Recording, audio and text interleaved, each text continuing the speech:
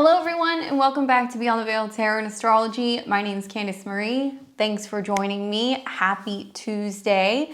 Glad to be back, and this is a long-awaited video. Today we're going to be taking a look at this up-and-coming ingress of Jupiter moving into the sign of Leo. Very excited to do a deep dive with you guys today. I hope you enjoy it. If you guys are new here, welcome. I'm glad you guys found my channel. Please do consider subscribing so you can see more of my videos here on Tuesdays, Thursdays, Fridays, and Sundays, where I use tarot and astrology to make sense of what's going on in the cosmos. If you're returning, welcome back. I'm glad to have you guys here. Don't forget to like this video, consider sharing on your socials, and drop me a comment below and let me know your rising sign and where Jupiter is moving through your chart. What are you guys excited about? I am stoked for this transit. I think it's going to be great. I'm calling it endless summer. It's going to be lots of drama, lots of creativity, big hair. I am so ready for it. So we're going to dive right in, grab your guys' chart, because we're going to be talking about all the ins and outs of this transit, like the most important aspects Jupiter is going to make, my world predictions, and if you guys stay tuned to the end of the video, I'll talk about how this is impacting each and every one of the 12 rising signs. All right, well, it's making its grand entrance into Leo later this month, and trust me, this is going to shape the entire energy of the next year in ways that are going to really ripple through everything. So it's going to be impacting how we express ourselves, big impacts on the markets and the economy, global events, and really it's all about what lights us up individually. So grab your chart, let's get into it and take a look at where this is going to be happening for all of us. Now, I want to start first with just giving you guys some insights. If you're looking for significant dates, click through the description below. I'll make sure I put those transit dates for you guys, because I know sometimes people are like, I can't watch the whole video, or like, where are the dates? And we'll probably put it on the thumbnail so that way you guys have it as well. But I want to start with the basics. So for those of you guys who are newer to astrology, we're going to go a little bit deeper. And for those of you guys who already know the ropes, you're going to be sitting there nodding your head being like, yes. So essentially, Jupiter is what we consider the great benefic, right? Jupiter and Venus are like the two placements in the sky that represent bigger things, beautiful things, abundance, joy, and giving a little bit of credit. Those of you guys who are watching on June the 9th, we're actually seeing the Venus-Jupiter conjunction that's taking place today in Cancer. So I hope it's extra sweet for you. Got to give a little bit of credit where credit is due there before we see this ingress. But Venus deals more with money. It's more connected to relationships. It's about values, style. Jupiter is a more masculine energy, right? So this is traditionally associated with Sagittarius through that kind of fire, bold, expansive energy. And also the feminine version of Jupiter through Pisces, which is more intuition, it's more dreams, it's more compassion and healing. But the truth is that wherever Jupiter goes, his focus is on expansion, okay? So this can be about growth, optimism, wisdom, and obviously abundance. That's really what Jupiter wants to bring us. So wherever he's traveling in the skies, he's gonna be showing that energy through the lens of that particular sign. So it will amplify a certain area of your chart. So you gotta look at where Jupiter is. Things are going to get much bigger there. And you'll see that opportunities are going to be expanding, and like luck can find us a lot easier. But Jupiter also rules over belief systems, okay? So our belief systems are likely to change, how we view higher education. And fun fact, actually Leo rules high school. So there's going to be a huge emphasis, I think, on high school education and that transition into higher education and college. It touches on themes connecting to travel and also like our sense of meaning and purpose. So these are going to be all themes that are going to be coming up this year. Now, Leo, on the other hand, this is a fixed fire sign, fifth sign of the Zodiac, ruled by the sun.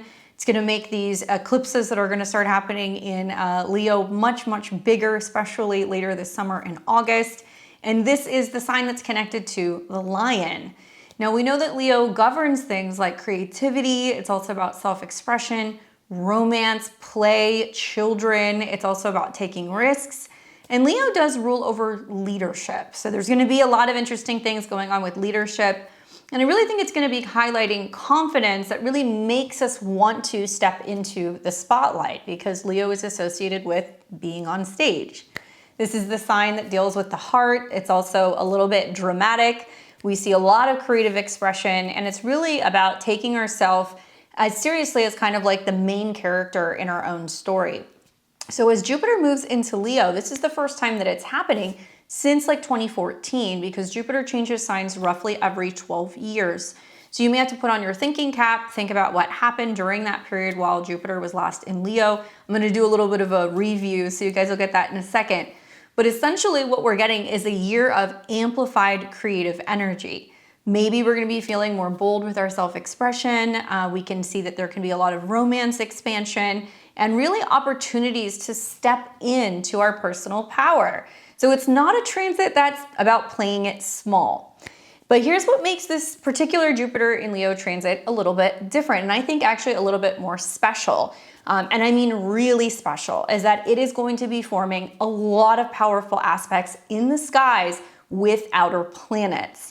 Now we're talking about the big one. I think the highlight is that we're going to see Jupiter in Leo forming a trine to Saturn in Aries, and we're actually going to see that several times. Saturn builds structure, Jupiter brings growth. This means that if we can get clear about our goals, where we're going, what we're doing, especially those of you guys who are entrepreneurs, you want to start your own business, maybe it means you want to be more creative, it means that you're going to have the support from Saturn.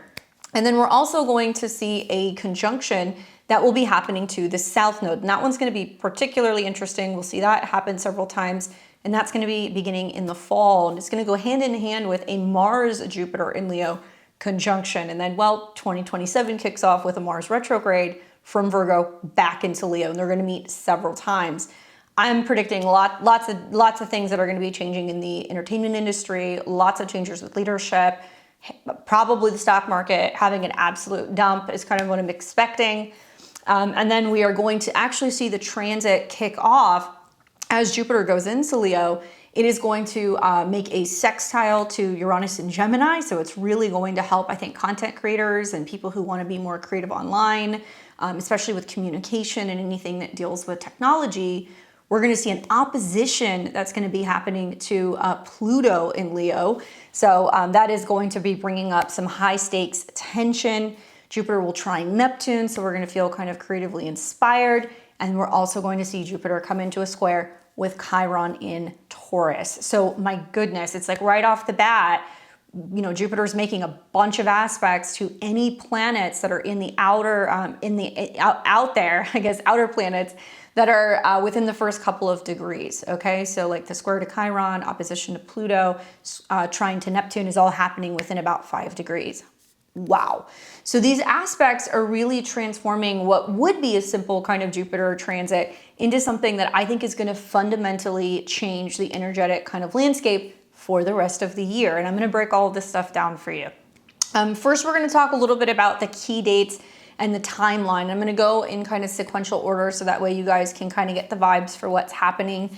I know some of you guys want to mark your calendars right now, so I'll make sure you guys have everything that you need. But what you need to know is that Jupiter is first going to be entering into Leo, and that's going to be happening on June the 30th. So we're watching now on June the 9th, if you guys are watching as this premieres. But let's go to the 30th and look at the ingress, okay? All right. So we've got Jupiter that's going to sit at 0 degrees. First thing that I really want to focus on is if you happen to be a chart that is ruled by Jupiter. So if you're a Sagittarius rising, if you're a Pisces rising, this is going to really be impacting you guys because your chart ruler is on the move. So you really need to be paying attention. Even if you don't have any planets in Leo, you're going to see some major effects from this transit. If you happen to be a Leo sun, moon, or rising, I've got good news for you. This is your guys' year. This is your guys' comeback year. You're going to see some really, really, really amazing things that are going to happen. I'll get into it when I get into the 12 signs, but obviously Leo, sun, moon, or rising. And honestly, Leo, Jupiter is going to zip through your sign. It's going to get all the way up to about like 26 degrees. So anybody who's got anything 0 to about 27 degrees of Leo, which is pretty much the entire sign, you are going to be kind of blessed with Jupiter all year from the end of June on until the end of this year till we get to the retrograde. Some of you guys will have a couple of different hits. So what we're going to see is that Jupiter enters Leo on June the 30th, and this is where the energy officially shifts. Jupiter leaves Cancer, where it's been more internal, more emotional, definitely moody, and it has been in its exaltation, so it has been good for some things. And it's been there really since, June of 2025. So this exact moment is going to happen first thing in the morning, very early in the morning. I'm here Western time, Central time here in Central Texas. So it's going to be happening in the overnight hours, but we wake up on the 30th with Jupiter being in Leo. Now it will stay in this sign until July 26, 2027.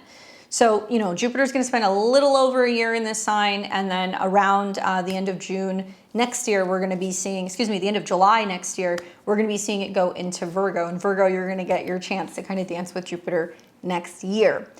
Now, we will see a Jupiter retrograde, and that's not going to be happening until December 13th, 2026. So we've got quite a few months of having this expansive direct energy, and I encourage you guys to work with it. Because once Jupiter turns retrograde, it's a little bit harder to kind of get the goods. It's a little bit harder to see the positivity, the optimism. And obviously we're going to see Jupiter kind of retrograde with the South Node and with Mars. So it can mean that it can be bringing things back to us that can be beneficial and I think, prosperous for a lot of people.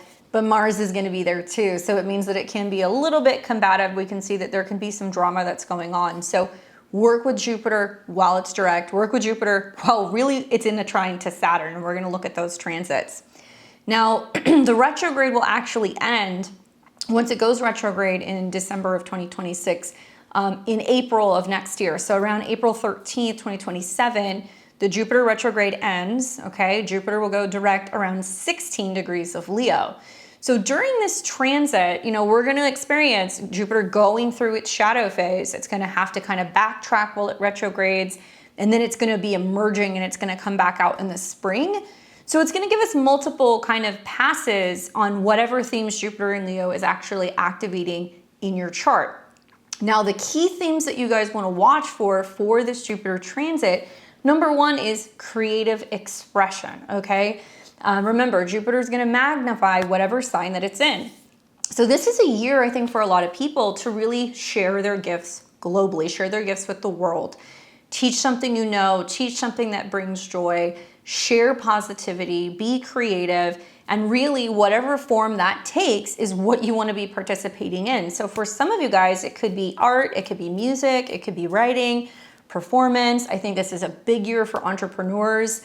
I think we're also going to see a massive baby boom with Jupiter going into Leo. I know that we've seen a lot of people who have been announcing pregnancies while Jupiter is in Cancer, but Leo is where we kind of take our first breath and we have that roar. So you're actually going to see a lot of people who are going to be talking about becoming parents, starting families, growing families. And it's also going to put a highlight on leadership roles. So Jupiter in Leo really says it's time to step into the spotlight. Now, one thing that I like about Leo placements is that they're always beaming with confidence. And I think the key here, because we're going to see the South Node in Leo, is that this is about finding confidence without being kind of like egocentric, right? Easier said than done when you're dealing with Jupiter and obviously with Leo placements. And I think we're going to learn that there's like a fine line between authentic confidence and ego inflation. Now, this transit's going to be asking us really to find that balance between the two, that it's important to shine, but not burn others in order to kind of like stay in the limelight. Now, also with that trine to Saturn, I think what's really wonderful is that it's going to teach us that we can actually build, we can grow, and we can do it in a stable, sensible way. We can have a foundation and we can also be consistent. Really, I think Saturn is going to be the ally throughout this transit. And you can build things that are long lasting with the Jupiter-Saturn trine, but it's just going to require a little bit of discipline from the area of Aries in your chart. So it's not just enthusiasm, it's pacing ourselves, it's learning not to grow too quickly. It's also about being really serious about what we're trying to kind of create, especially if we're trying to become, more independent, if we're trying to become more so wealthy, if we're trying to grow families, if we're trying to grow businesses. And I also think with some of the aspects that we're going to see with Jupiter making an aspect to Chiron right as we're going into the transit, this is also teaching us that we must heal as we grow. So that Chiron square means that growth will actually surface some of our wounds. It's about not ignoring them and using this transit to really heal what's been limiting us. Now, I also think that with the opposition of Pluto, it's going to get a little intense right off the bat because obviously Pluto oppositions represent the dark side of society, especially in Aquarius. It can represent power struggles. It can represent things that are kind of coming out in the world that are scandals, and that can be financial crimes, sex crimes, where we're seeing the dark side of society or of politics. So that Pluto opposition will bring intensity around power and control, and it will bring it into the light. Now, how you handle this is really going to shape your experience, I think, of the entire transit. And, thankfully, we're only going to see an opposition to Pluto one time. So it makes me kind of feel like it's kicking off the power struggle, showing us how we're growing and evolving and coming up with creative solutions to not feel like we're getting stuck in the matrix. Now, it's also going to be teaching us that, we have to really seize moments of opportunity or abundance or creativity kind of, calls. I think as we get into the fall and we start to see in like November, when Mars in Leo and Jupiter in Leo conjunct the South Node, it is a major turning point. This can mean that whatever you start, or decide or attract, then can change the trajectory around the entire transit. Now, it's good, I think, for a lot of us on a personal level. With that South Node, we can tap into, kind of being the main character energy in our life. We can be more creative. We can go back to old projects.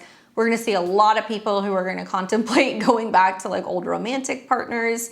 But we're also going to see a lot of people who are going to return to some of their childhood hobbies, or they're going to really be focusing on healing the inner child, playing in the sandbox, having fun, being creative, and really celebrating life. And I really look forward to kind of seeing, I think, the collective kind of reverberate off of that.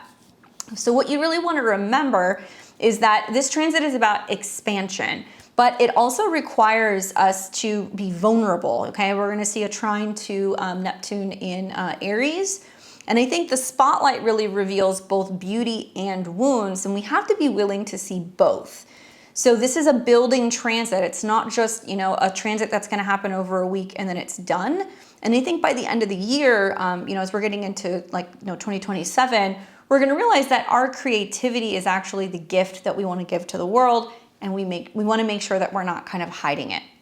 Now, collectively, expect the drama, right? We can see drama that can come up with Leo. There's, I guess, pros and cons to every sign. But I would say one of them could be drama, scandal. We could also see lots of drama going on in romantic relationships. We're certainly going to see a lot of drama going on with celebrity culture. Usually with like a Jupiter in Leo transit, I would be like, yeah, there's going to be a lot of like celebrity worship, and culture related things that are going on. But I actually feel like with the opposition to Pluto, there's going to be a lot of things that are coming out on the internet over the summer that's really kind of exposing, a lot of celebrities, politicians, famous people, leaders, for some rather horrible things that they have been involved in. So I think a lot of people are going to be rejecting this concept and this idea that we have to worship these people, we have to buy their, stuff, we have to support their brands. And I think you're actually going to see a lot of people who are going to rebel against that. And they're going to be like, no, I don't want to be like that person. I don't want to, support them. And so this will bring up, I think, a little bit of like power struggles collectively over what does it mean to be on stage, to be a celebrity, to be a star. And I'm just going to tell you right now, if you don't want to see some of this stuff, stay off the internet over the summer, because a lot of people, I think, are going to be crushed when they realize that some of their idols, their childhood idols, some of the people that they've loved, the artists that they've bought shows to, the designers that they've supported, the celebrities they've watched on TV are, well, fake, right? And they're not necessarily inherently good people. Now, we're also going to see that there will be expansion. And with that being said, even though Jupiter is this grand kind of beneficial planet, I've watched Jupiter transits enough to know that, Jupiter can get to a point in our chart where something can be growing so big or become so much of a problem or so much of an issue that it can just go pop. And I've been reading some of your guys' comments, in the previous videos about like the Venus-Jupiter conjunction. And some people are like, actually, it brought up a bigger money issue for me or a bigger relationship issue. Yeah, same, seeing some of the stuff in my life where I thought this transit was going to be phenomenal. And I'm like, this sucks. And it's actually really bringing up a lot of the emotional hangups regarding what we believe about love and money. So I put that out there just to let you guys know that if you have Jupiter transiting through a house, particularly an angular house, if you're a fixed sign, right? Taurus, Scorpio, and Aquarius, some things can grow to a point where it can be so much of a problem that as we get to November, when the South Node and Mars meet, we're gonna go, we gotta cut this off, right? We gotta just stop this right here. And some of you guys may have some of those experiences. And this is where it pays to know your own personal chart, where the placements are. Obviously, the fixed signs are going to be experiencing squares if you're not a Leo, Sun, Moon, or Rising. I think the fire trines like Sag and Aries are going to really dig it. But to be honest with you, some people are going to notice that some situation in their life is just growing to such an extreme that they have to make a change. So I have to kind of put that out there. Anyway, let's talk a little bit about what this is going to be bringing up for us, other than, you know, the collective expansion, maybe with the South Node being there, the necessity to release things. Certainly creative industries are going to transform.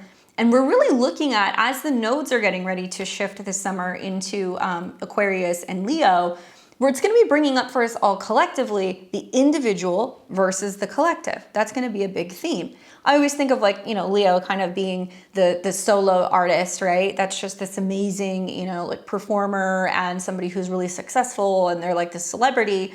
And then Aquarius is more the crowd. It's everybody who's watching them. Or Aquarius could be the boy band, right? Or the girl band or the super group. And so we're going to be going back and forth and kind of debating, does it make sense to give all of this attention, all of this wealth, all of this focus to this one person? Should this one person have this much wealth, have this much control or influence? Should we be shifting more into a dynamic where we have panels, we have groups, we have multiple people who are weighing in so we can make a decision that's best for the collective? Now that sounds good, right? Except Pluto's there. So we are going to see that there is going to be a systematic takedown of leaders who are genuinely trying to lead. They have good intention, but some people might see that, you know, their ego's a little inflated, or they're kind of acting like a mad king, or they're making a bunch of demands. And we're going to see the dark side with the North Node in Aquarius, which sometimes is about our growth, but this can also be about things that are foreign to us, things that are mysterious, stuff that is being kind of manipulated, things that are distorted, and almost in a way trying to take away from people who are doing their damnedest, being the most creative, in some ways are very wealthy or have a wealth of success. And we're going to see that the narrative with the North Node in Pluto and Aquarius is going to be, they shouldn't have all of the control. They shouldn't have all of the followers. They shouldn't have all of the money. We must find ways to kind of break that down because it's not fair to everybody else. So be careful with that North Node in Aquarius, guys. I think really what we're going to be learning is to balance confidence with humility. And that's really what's going to be shaping the better part of the next year. Now let's jump into talking about some of these really powerful aspects, what some of these aspects might be kind of manifesting as. And obviously the one that I'm the most focused on is going to be the trine to Saturn, because we're going to see that happen several times. And like I said to you guys, with Jupiter bringing in the growth and the trines to Saturn creating the stability, that is exactly what I think we're going to need to kind of help us balance things out. Now, granted, this is not going to happen until later in the year. We're not going to start to see this happening until August of 2026. Right around August 31st is actually when we're going to see the very first trine. And Jupiter should be right around 13 degrees. Saturn is going to be at 13 degrees. So I'll kind of fast forward and show that to you guys really quick. So that was August 31st. There we go. So if you have anything at that 12, 13, 14 degrees of the fire signs, you guys are going to dig it. Although Saturn will be retrograde. That's the only downside. And these are going to be in Aries degrees. Okay, so that's number one. And we're only going to see one happening in 2026. We'll have another one that's going to be happening around 17 degrees. And that's going to be April 3rd of 2027. And this is where we're going to have Jupiter retrograde. So it's almost like Saturn's not ready. Now Jupiter's not ready. So it's restabilizing something. Still, nevertheless, I do feel like as we're getting to April of next year, things are feeling a little bit more stable. Like we're going to get out of some of the Mars retrograde. We're going to be seeing some stuff that's going to clear. But I've been keeping an eye on just Mars and Jupiter moving with the South Node. And those could represent big kind of clearing out moments. And then we're going to see the final one that's going to happen around 27 degrees. And this will be July 11th, 2027. Okay, Jupiter's direct, Saturn's direct. They're both also at later degrees. So both of these are getting ready to actually change signs. Although Jupiter will go into Virgo, Saturn's going to stay in Aries a little bit longer. But this is where everything really kind of comes to formation. Like everything really starts to kind of stick. So we want to treat this Jupiter and Leo transit as a process. Perhaps your first check-in point is going to be the end of August, and then you're going to be kind of building, reassessing, growing. Then you want to check in again at the beginning of April of next year, and we want to have everything kind of solidified as we're going into July of 2027. Now, I'm sure many of you guys are wondering, why is this so significant? Let's go back to this.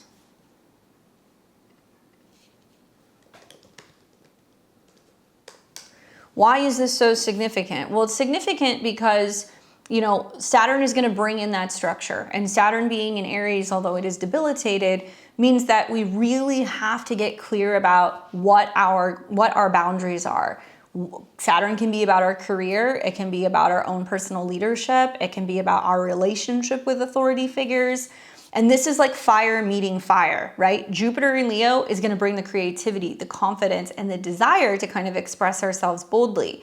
While Saturn in Aries is about discipline, it's about courage, it's about willingness, it's also about being a pioneer to go first and take some kind of action. So when we see this trine happening, it's the energy of bold creators. Maybe leaders who aren't afraid to kind of put themselves out there, who have the discipline to kind of back up their vision, and also who can kind of build empires of self-expression.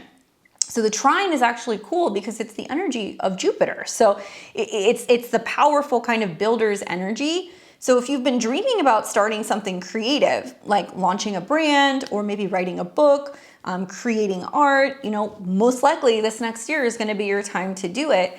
And it's not just dream energy, it's put in the work and then watch it kind of pay off as we're getting into spring of next year.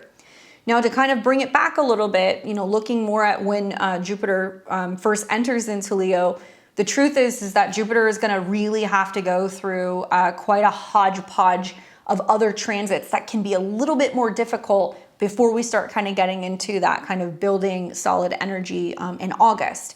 First thing that's going to happen is we're actually going to see Jupiter come into a square with Chiron in Taurus, okay? So that's going to be a little bit challenging. And with that particular square, what we're going to notice is that it's bringing up tension. It's bringing up some kind of, friction, or maybe it's bringing up something that is showing us where we're having challenges actually growing and evolving.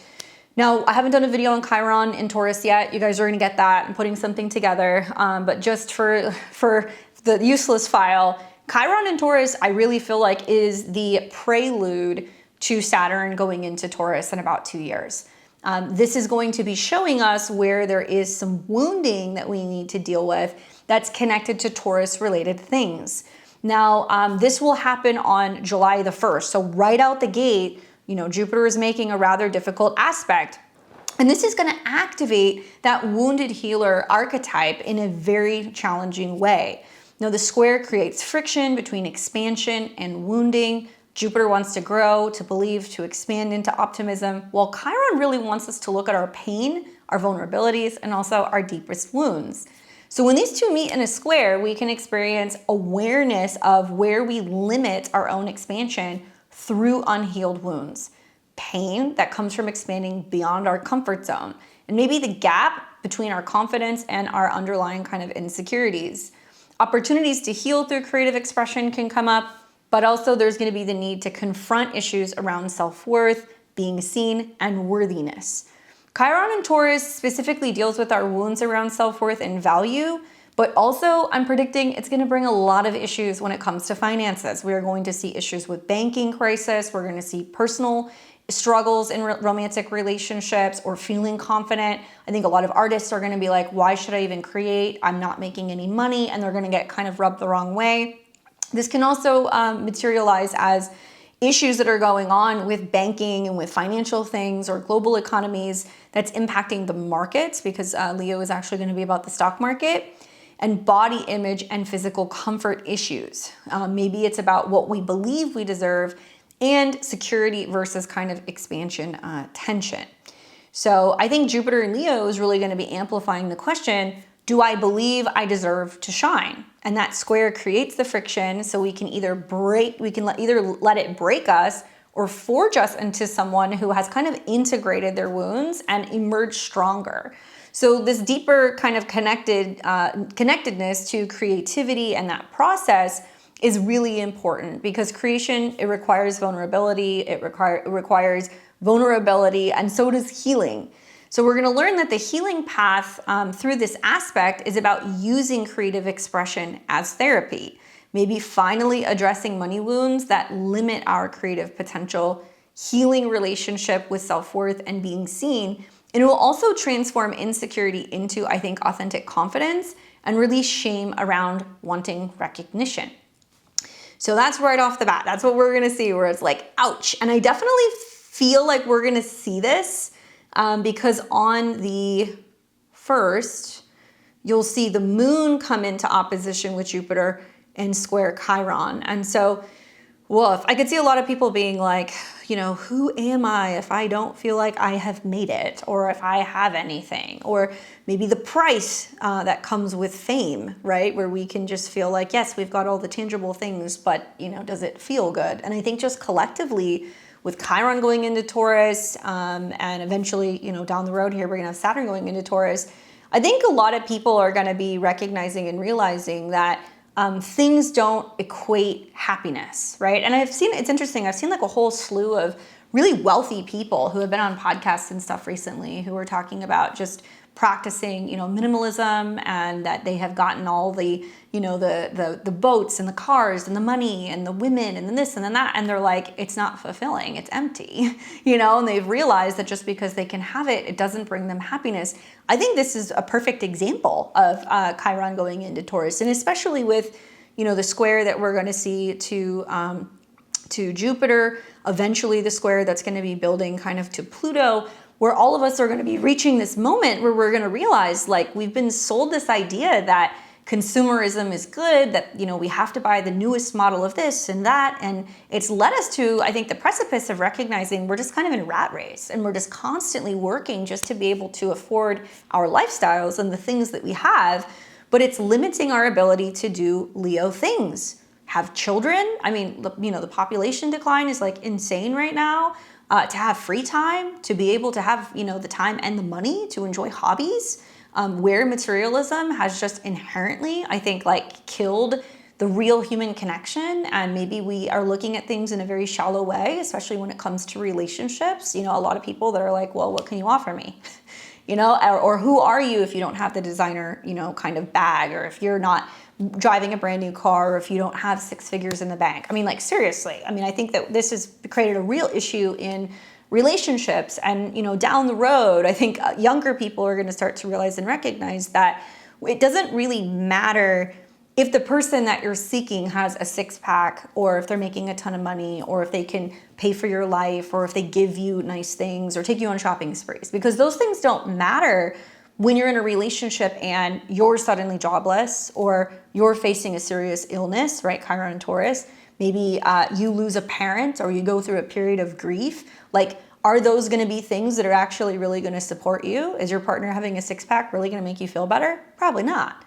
So it's going to start to show us the shadow side and the shallow side of relationships because of physical things. And that's just something I want to put out there, that I want you guys to know we're going to start seeing, and people are going to feel the pain. Then they're going to start to kind of regress from that.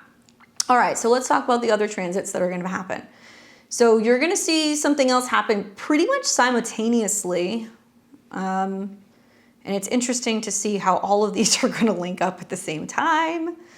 We are going to see, starting on July 18th, Jupiter will sextile Uranus in Gemini, which means good news for content creators, independent media, writers, bloggers, people involved in education, travel, you know, technology, all of that stuff. We can really grow and find new ways to create because of developments and things like new apps, new ways of connecting, potentially AI, you know, those kinds of things. But this is at a 4.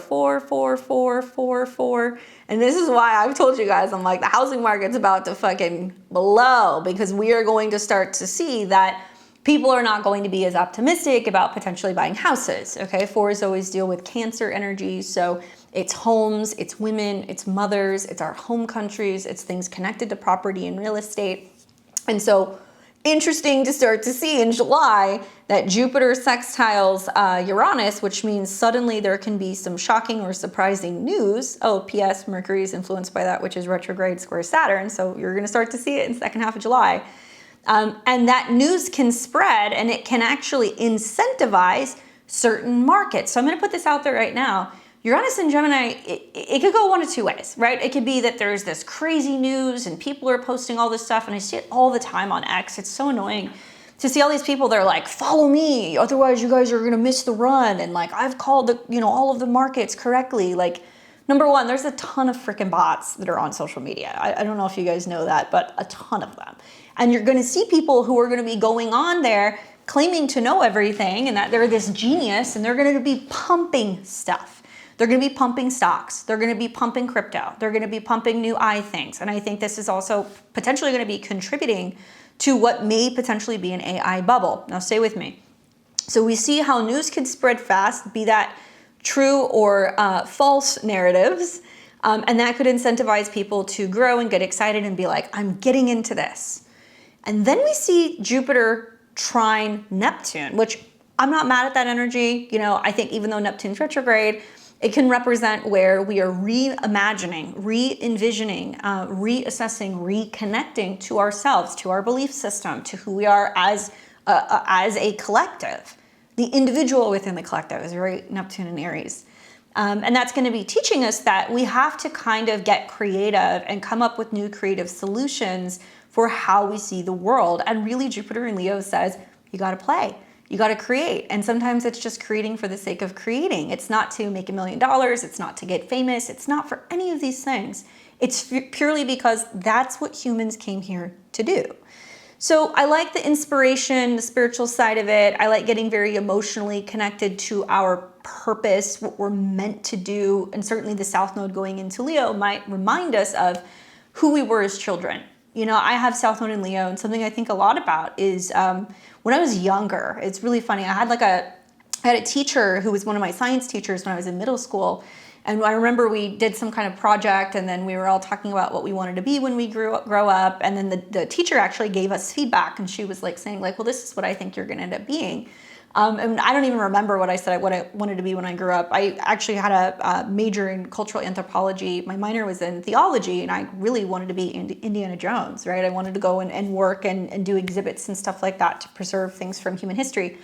Anyway, she made the comment to me that she was like, yeah, I think you're going to end up being like a news anchor, or you're going to be somebody who's going to end up like relaying information to the collective. And that always stayed with me, even though it's a little different. I guess I'm like an astro weather person, but it reminds me of the South Node, and that we have to go back and think about when we were kids and when we were like, I'm going to grow up and I'm going to be this and I'm going to be that. We have to get reconnected with that energy. And I know growing up is like for the birds, right? We spend our early years being like, I can't wait to grow up and I can do what I want. And now we're realizing it comes with bills and taxes and responsibilities and relationships and kids and jobs. But we have to get back to that sense of remembering that inner child that just could not wait to become something. This is the year that I think we're going to be doing that. I hope that you guys can tap into that energy of feeling creatively inspired, writing, sharing with other people, sharing good news, trying to kind of lift everybody up and reimagining not only who we are in the collective, but what that inner child wants. I really think that a lot of us might find that if we can connect to that energy, because I don't think time is like linear. I think we're constantly in a state of being here right now, but the future is happening simultaneously with the past. Through connecting with that inner child or healing childhood wounds or learning to play again, we can actually heal the past and collectively change the future. That's what I think is going to start happening if everybody can get onto that wavelength. The challenge here is that while we have these amazing aspects, right? We have Jupiter that's going to oppose Pluto. And, say what you want, call me a conspiracy theorist, but Pluto in Aquarius quite literally is the doomsdayers. All the tech bros that are saying, we're going to eat bugs and we're going to have less population and we're going to be run by robots and everybody's going to get chips, and that, really we need to go into society that is like uber kind of technologically driven and really void of any substance that makes us human. Aquarius, it can be things that are artificial, things that are created, and things that are futuristic. While Leo is like, why can't I make it myself? Why can't I create something? Or like, why can't I have something that's my own expression? So with Jupiter and Pluto in an opposition, this is going to be quite tricky. Now, like I said, we're only going to see it one time. That is going to be happening around the 20th. So like the 18th, 19th, 20th. I mean, all these transits are happening. And on the 20th, you see that exact. So what can I tell you about this? Well, first of all, if you have anything, I would say really the 3 to 6 degrees of the fixed signs, Taurus, Leo, Scorpio, or Aquarius, you're going to be feeling the effects of this big time. That opposition is creating this tension between these two forces that are push and pulling in different directions. Jupiter in Leo wants expansion. It wants confidence. It wants creativity. It wants to be center stage. It wants more growth, more happiness, more children, right? And then Pluto in Aquarius wants deep transformation. It also wants crisis. It wants collective change. It's about breaking down old systems and potentially seeing the shadow side of society or a rebirth on a societal level. Something big is coming, guys. Something very, very big is coming. And I don't know what it is. I can only speculate. And I'm starting to think that it's more than just some of the changes that's happening with the housing system or the housing market. I think it's about what's going on within countries, specifically within countries. And also, the sun is heavily influencing some of the things that are going to be happening with Jupiter this year. So if the sun is involved in a solar eclipse, like the one in August, it's going to make things bigger. If the sun is conjunct Saturn or if it's opposing Pluto, it's going to make things much more difficult, right?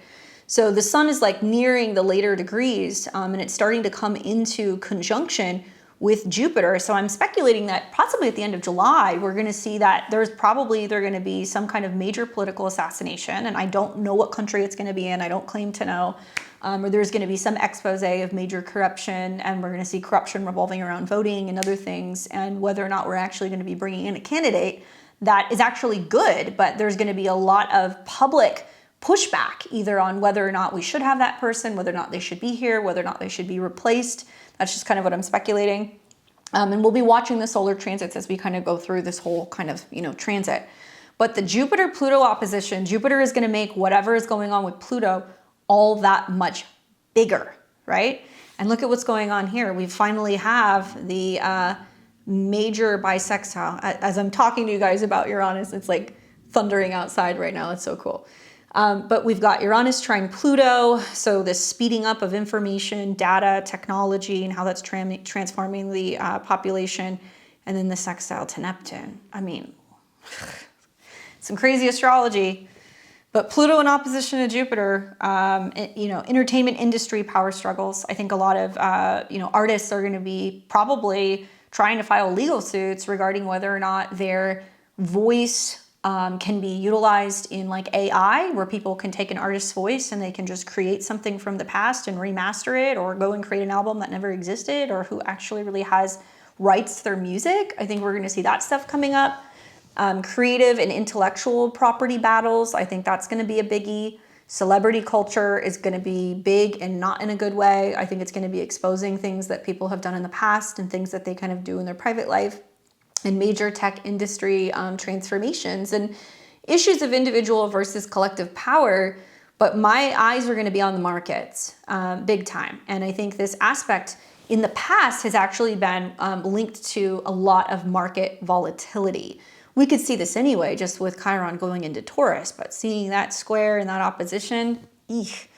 So what you guys are also going to notice with some of these transits that are going to happen is that we're going to see the industries that are going to be affected are like film and entertainment, social media platforms, tech companies, publishing, that's big for Jupiter, and creative agencies and luxury brands. And really the tension here is between the old model of kind of singular star power, right, Leo, and the new model of collective, more kind of decentralized creative expression. And how we navigate this will actually determine a lot about the creative landscape and what it looks like coming out of this transit. All right, so those are pretty much all of like the biggies that we're gonna be seeing. So if you guys wanna find some of those transits down below, you can find that in the description. But I wanna do a little bit more of a deeper dive, and I wanna talk to you guys a little bit about the industries and the sectors that are gonna be affected and give you guys some of my predictions. So first things first, you know, I can't think about Leo without thinking about entertainment and creative industries, because Leo rules art, it rules drama, theater, film, music, and self-expression. So when we combine that with Jupiter, that expansion, I think, is going to be really significant in the creative world, and the trine to Saturn is actually going to be kind of stabilizing that. So I think about film and streaming content that is going to change dramatically, you know, music industry breakthroughs, major reunion type of concerts, because we're going to see Jupiter in the South Node conjunct. So I'm speculating that this year and maybe in the fall and the beginning of next year, we're going to see, you know, people who have not performed for some time come back, right? So they might be coming back, more kind of individual performers, but it is possible that your favorite band who hasn't performed in 10 or 15 years is like, hey, we're doing a reunion tour and we're going to do this international tour and it's going to be huge. We will probably see that stuff. Theater and live performances are definitely going to kick up. Creative entrepreneurship, the gaming industry is going to have a lot of growth. And online gambling and casinos, I think, are going to be huge. And so we're kind of seeing this now. It's like, you know, whether it's DraftKings or all of these polymarket type places where people can be betting on the weather, or they're betting on politics, or, you know, what's kind of going on with sports.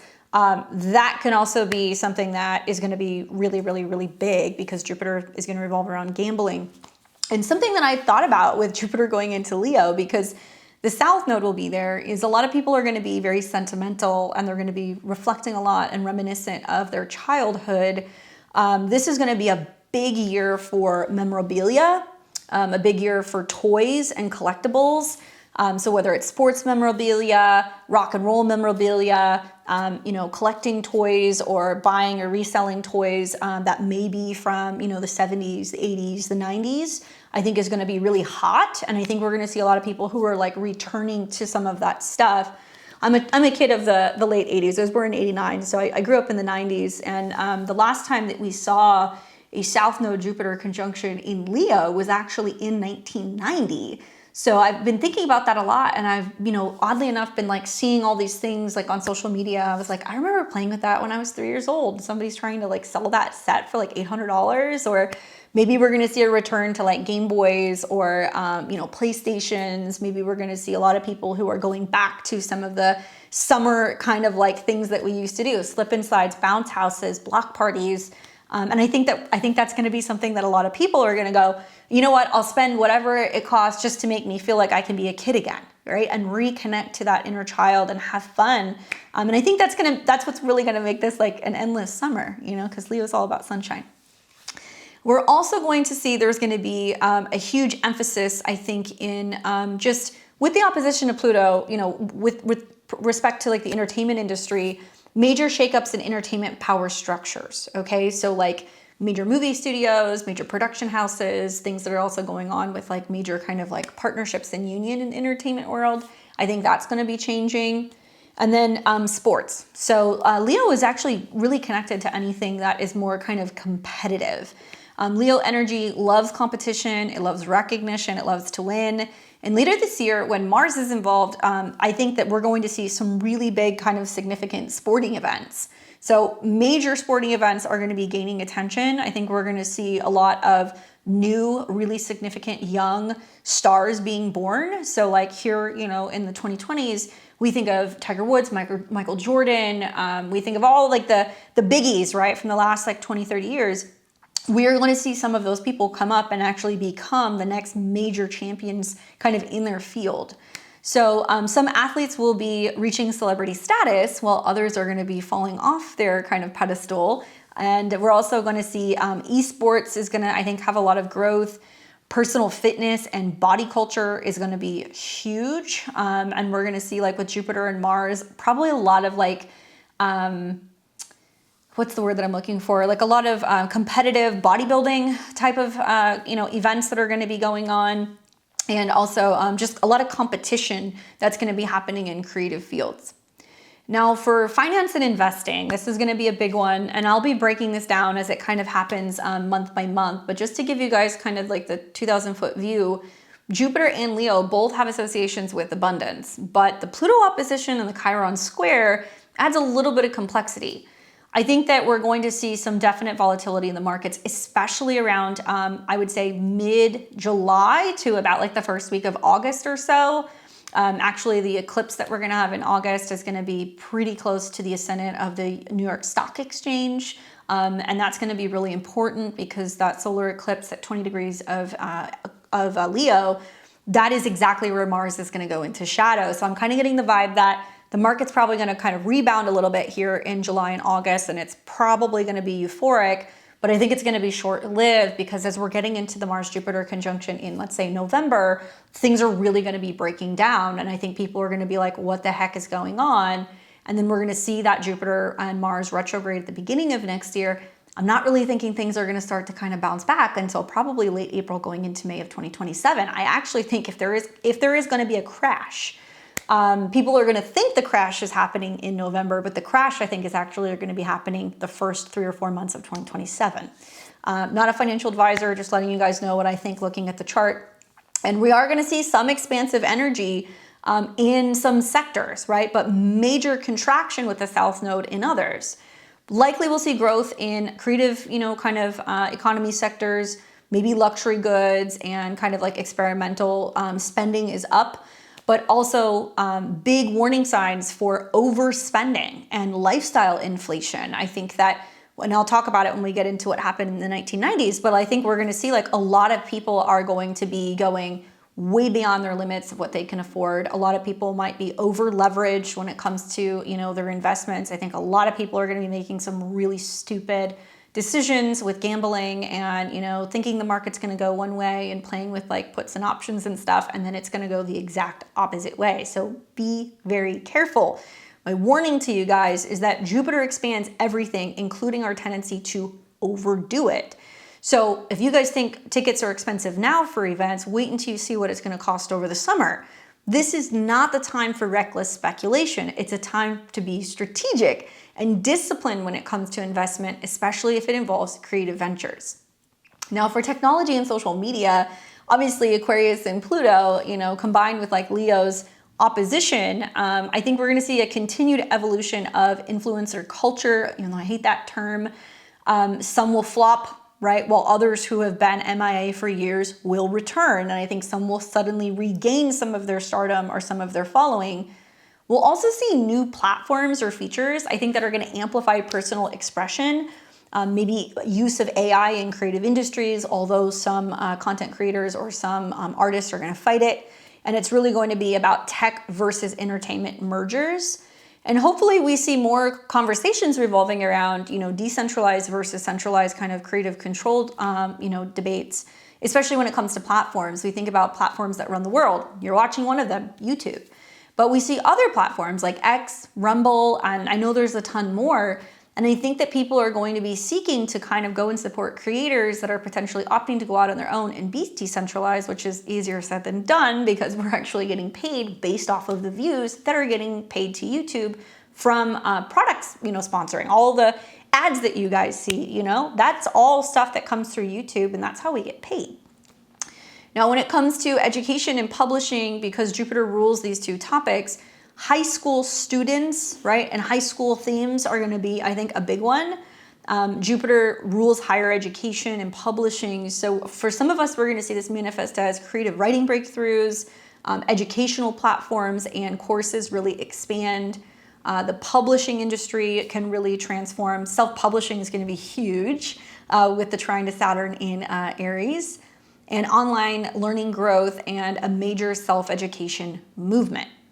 Now for luxury and lifestyle, Leo loves luxury and Jupiter expands. So I think you're going to see a lot of premium experiences, over just plain material kind of goods. Personal styling and brand building, I think is going to be another big one. Wellness and self-care industries, high-end hospitality, and maybe personal development spending. I think a lot of people are going to be, paying quite a bit to gain attraction, to be getting visibility, to be really kind of moving up in ranks in terms of how they're being seen online. Now, what's interesting is back in 2014 and 2015, this was the last time that we saw Jupiter in Leo. And I mentioned this earlier, but I want to go a little bit deeper because I want to kind of connect the past to better kind of understand the future. That's really what astrologers do. We study past cycles, see the historical events that took place, the aspects that were made, and then we talk a little bit about kind of predicting what's kind of coming up in future events. But the last time Jupiter was in Leo was actually July of 2014 to August of 2015. And I think back to that time, one thing that came up for me is I was like, oh, that's when like the ice bucket challenge was huge all over the internet. I think this was pure kind of like Leo energy. So it was creative expression, viral sharing, celebrity participation, and they were all raising money for a cause, Jupiter. So it was a perfect example of what Jupiter and Leo can do, bringing joy, visibility, and kind of collective action through a creative means. During that year, over $220 million was actually raised for ALS research. And I think that's such a beautiful example of what like Jupiter and Leo can do. We also saw in 2014 to 2015 a major entertainment explosion. This was when Hamilton was huge, right? And no coincidence that Jupiter in Leo deals with being on stage. But what was interesting is that it was actually about some of the people connected to the founding of the country, leadership. So it had its breakthrough moment. It actually opened off Broadway at a public theater in January or February of 2015, with previews starting around then. And then when it hit Broadway that summer of 2015, it got huge. The show's theme obviously was about ambition, it was about legacy, revolution, and raw personal performance. And I think it really embodied that Leo energy. It went on to become, it was filmed, so it was like kind of like turned into like a theatrical, kind of film that you can watch. And it became just a cultural, I think, hit basically overnight. Now, also during that time, we saw Guardians of the Galaxy and Captain America. We saw, I think it was the Captain America, Winter Soldier, Avengers, Age of Ultron, all these superhero movies. It was all dominating because that's really what Jupiter in Leo loves. It loves a good hero. And we saw streaming services majorly began to grow. This is a time where Game of Thrones was actually peaking. And I think Taylor Swift had a huge sold out tour that year. And that's when she had 1989 come out and ended up really transforming the pop star into just a massive star. And it was just a huge hit in terms of her performance and her tour. And then we saw also just one by one a lot of launches of numerous kind of creative careers on YouTube. We saw a lot of people who were starting to teach on YouTube. They were starting to collaborate on YouTube. And I think that was it was that year, I think it was 2014, 2015 is when I started putting videos on YouTube. Weird, time flies. All right, so entrepreneurship boom. The trine to Saturn is going to be supporting, I think, building and launching. So this is when, many people, I think this year are going to start thinking about taking their side hustles and their creative businesses and trying to find a way to make it their full-time work. We saw some of that stuff happening then, didn't quite have some of the support from Saturn. Saturn was actually in Scorpio back then, so it was a little bit more challenging to say the least. But this time around, I think those of you guys who have been wanting to start your own business or a side hustle, or if you want to get into consulting, or if you want to get into something, artistic, good year to do it. But back then, in June of 2015, we saw the Chinese stock market crash. Okay, so this is the shadow side of where Jupiter can grow too big for its britches. And Jupiter expands, but that expansion goes too far without a foundation, we get a crash. So the Chinese market actually rose dramatically that year and then it collapsed. So I use this example because it's kind of a warning for what could happen in 2026, especially as we start with the opposition to Pluto by the end of July. Now, I think all in all, the lesson that I kind of learned from 2014 and 2015 is that it showed us both light and shadow of Jupiter in Leo. The light is that creative expression, that bold action, the expansion, the joy, the visibility. The shadow is maybe the drama for the sake of drama, inflating our ego, and overexpansion, and how that can lead to something going pop. Now this time we see some similar energies, but it's that addition of Saturn, I think, trining Jupiter, that's really going to help with the foundation. What we're seeing now is an opposition to Pluto, and this is much deeper drama, much deeper transformation. And obviously we see the square to Chiron right off the bat, which is really asking us to get clear about our values and really address some of our personal, physical, and financial kind of wounds. So I think this time around, we have the chance to do it better this time. I think the South Node being there is saying a lot of the same things, and it's really encouraging us to kind of grow and expand, with purpose.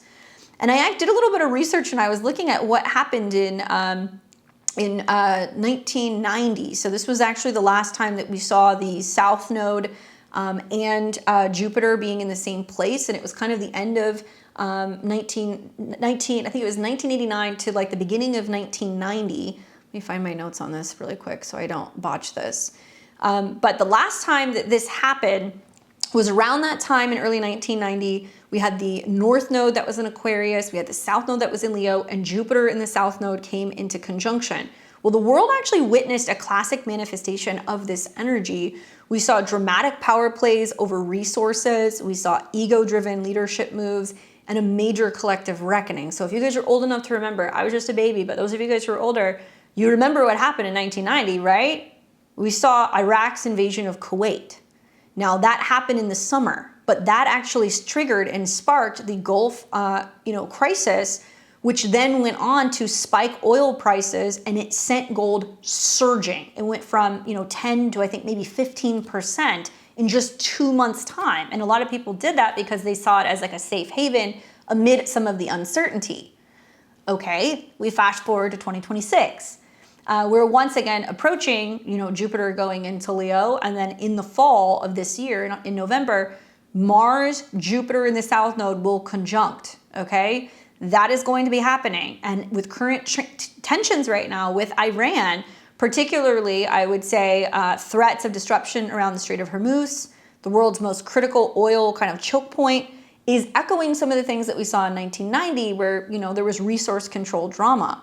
Leadership's posturing, energy security fears, and potential collective international responses are all activating some of the same archetypal themes. Now, in November of this year, Mars and the South Node are going to conjunct around 25, 26 degrees of Leo. When we see this conjunction, oftentimes it manifests as karmic pressure of outdated expressions of power and ego. Maybe sudden spotlight on resources like oil or value. I do think we're going to see gold respond to some of these shocks if it happens, and really a push towards collective solutions and innovation or new alliances, Aquarius. So history doesn't always repeat itself exactly, but the patterns do rhyme. And as we get into 2026 and 2027 and we start to see that overlap, watch global leadership, watch energy markets, and obviously watch gold, because I think it's going to be a safe haven as situations in the Middle East continue to unfold. And I really think this transit is really highlighting the same lessons around power and resources and like this kind of collective awakening. It's going to be interesting to watch. It's going to be very, very close to President Trump's ascendant. It's going to be very close to I think it's going to be his natal Mars. So with like the South Node sitting conjunct his Mars, and then there being a Mars-Jupiter transit in a retrograde, part of me is like, is he still going to be here? Is he going to get replaced? Is he going to have to go into hiding? Is there going to be a period of him not making public appearances? He's had, 2 retrogrades now. He had a Mars retrograde that was going through Leo at the beginning of 2025, right? We kind of saw what happened that year. And then we're also going to be seeing this Mars retrograde starting in Virgo, going right over his ascendant, but this time with South Node and Jupiter. Jupiter is his 8th house lord. I got to dig a little bit more into his chart. I don't want to make any predictions, but it could be very detrimental to his health, very detrimental in regard to his leadership. And obviously having eclipses there is also going to magnify some of this stuff. So we'll do a deeper dive, maybe closer to the 4th of July. We'll look at America's kind of like birth chart. Maybe we'll talk a little bit about Trump. But for right now, that's what I've got for you guys on the Jupiter and Leo transit. I'm excited to kind of see what manifests. There's definitely a wealth of knowledge in this presentation for you guys, because I'm touching on things that people have not started talking about yet. Things are really going to start to heat up as we're getting into the fall. Let me just show you. So we talked about all of the aspects. Look at this eclipse. Okay, so we've got an eclipse at 20 degrees of Leo. And this will be a south node solar eclipse, which is a little bit of like, perplexing, because we've got the south node, which is about releasing the past. And then we've got a solar eclipse, which is going to be about, something new coming in. But to receive that something new, we have to let something go.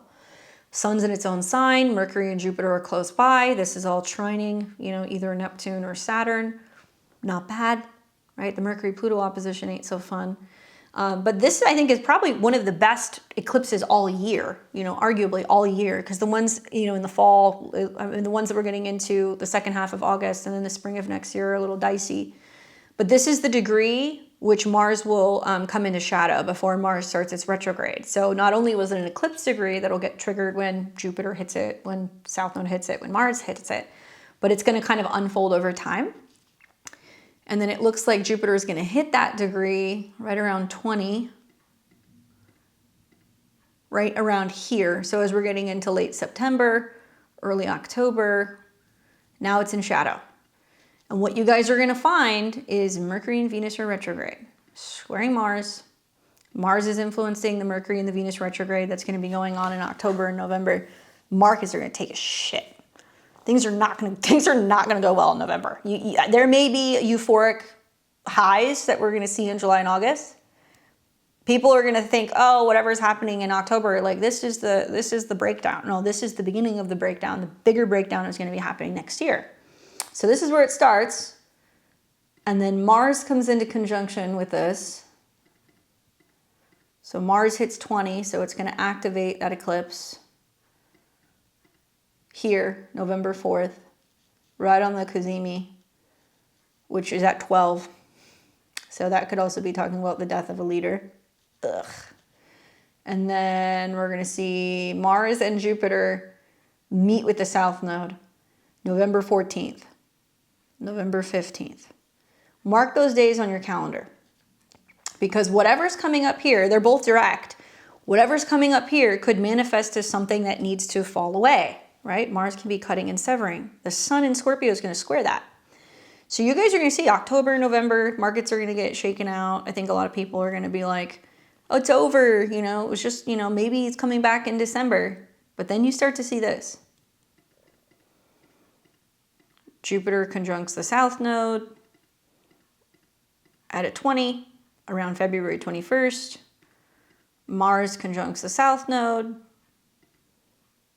And Jupiter is there. So in my opinion, things don't really start to improve about maybe April of next year. And like, once again, July into August, you might see euphoria in the markets, but I think it's short-lived. I think the smart money is going to be getting out in September, because they're going to know that there's probably going to be a huge crypto bust that's going to happen in the fall. I think we're going to have a liquidity crisis. I know things people don't want to hear. And taking all that into consideration, where this is all playing off of the South Node, where it's like, leaders could be too optimistic. They could be thinking, it'll be fine, right? Mars is war, Jupiter's international. Mark my words, by the end of 2026, we're going to see that there's going to be some other major war that the United States is involved in.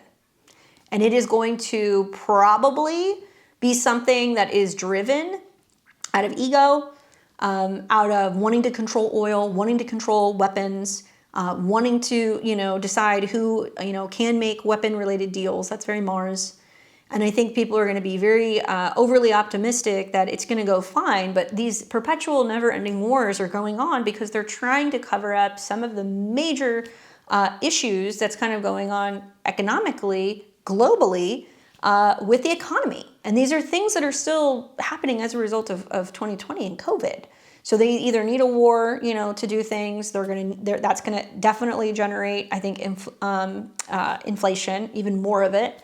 And when we think back to like what has happened during similar cycles, we saw that there was like stagflation, and then there was like lower job numbers, which I know we're not seeing right now. But you guys will probably see that at the beginning of next year when Mars goes retrograde in Virgo, where we're going to see there is going to be some cutback, or we're going to see, less kind of numbers in the job sector. So in this case, the Jupiter transit, it's good to get rid of the ego. It's good to, I think, maybe move away from that Jupiter-Mars South Node. It could represent where everybody's very pro-war, very pro-conflict. But I've also said this in previous videos. There is a draft coming. There is a draft coming. You will see that.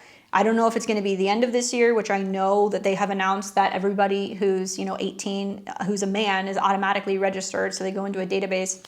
But I think they're doing this because they're trying to kind of weed out who are the productive people in society.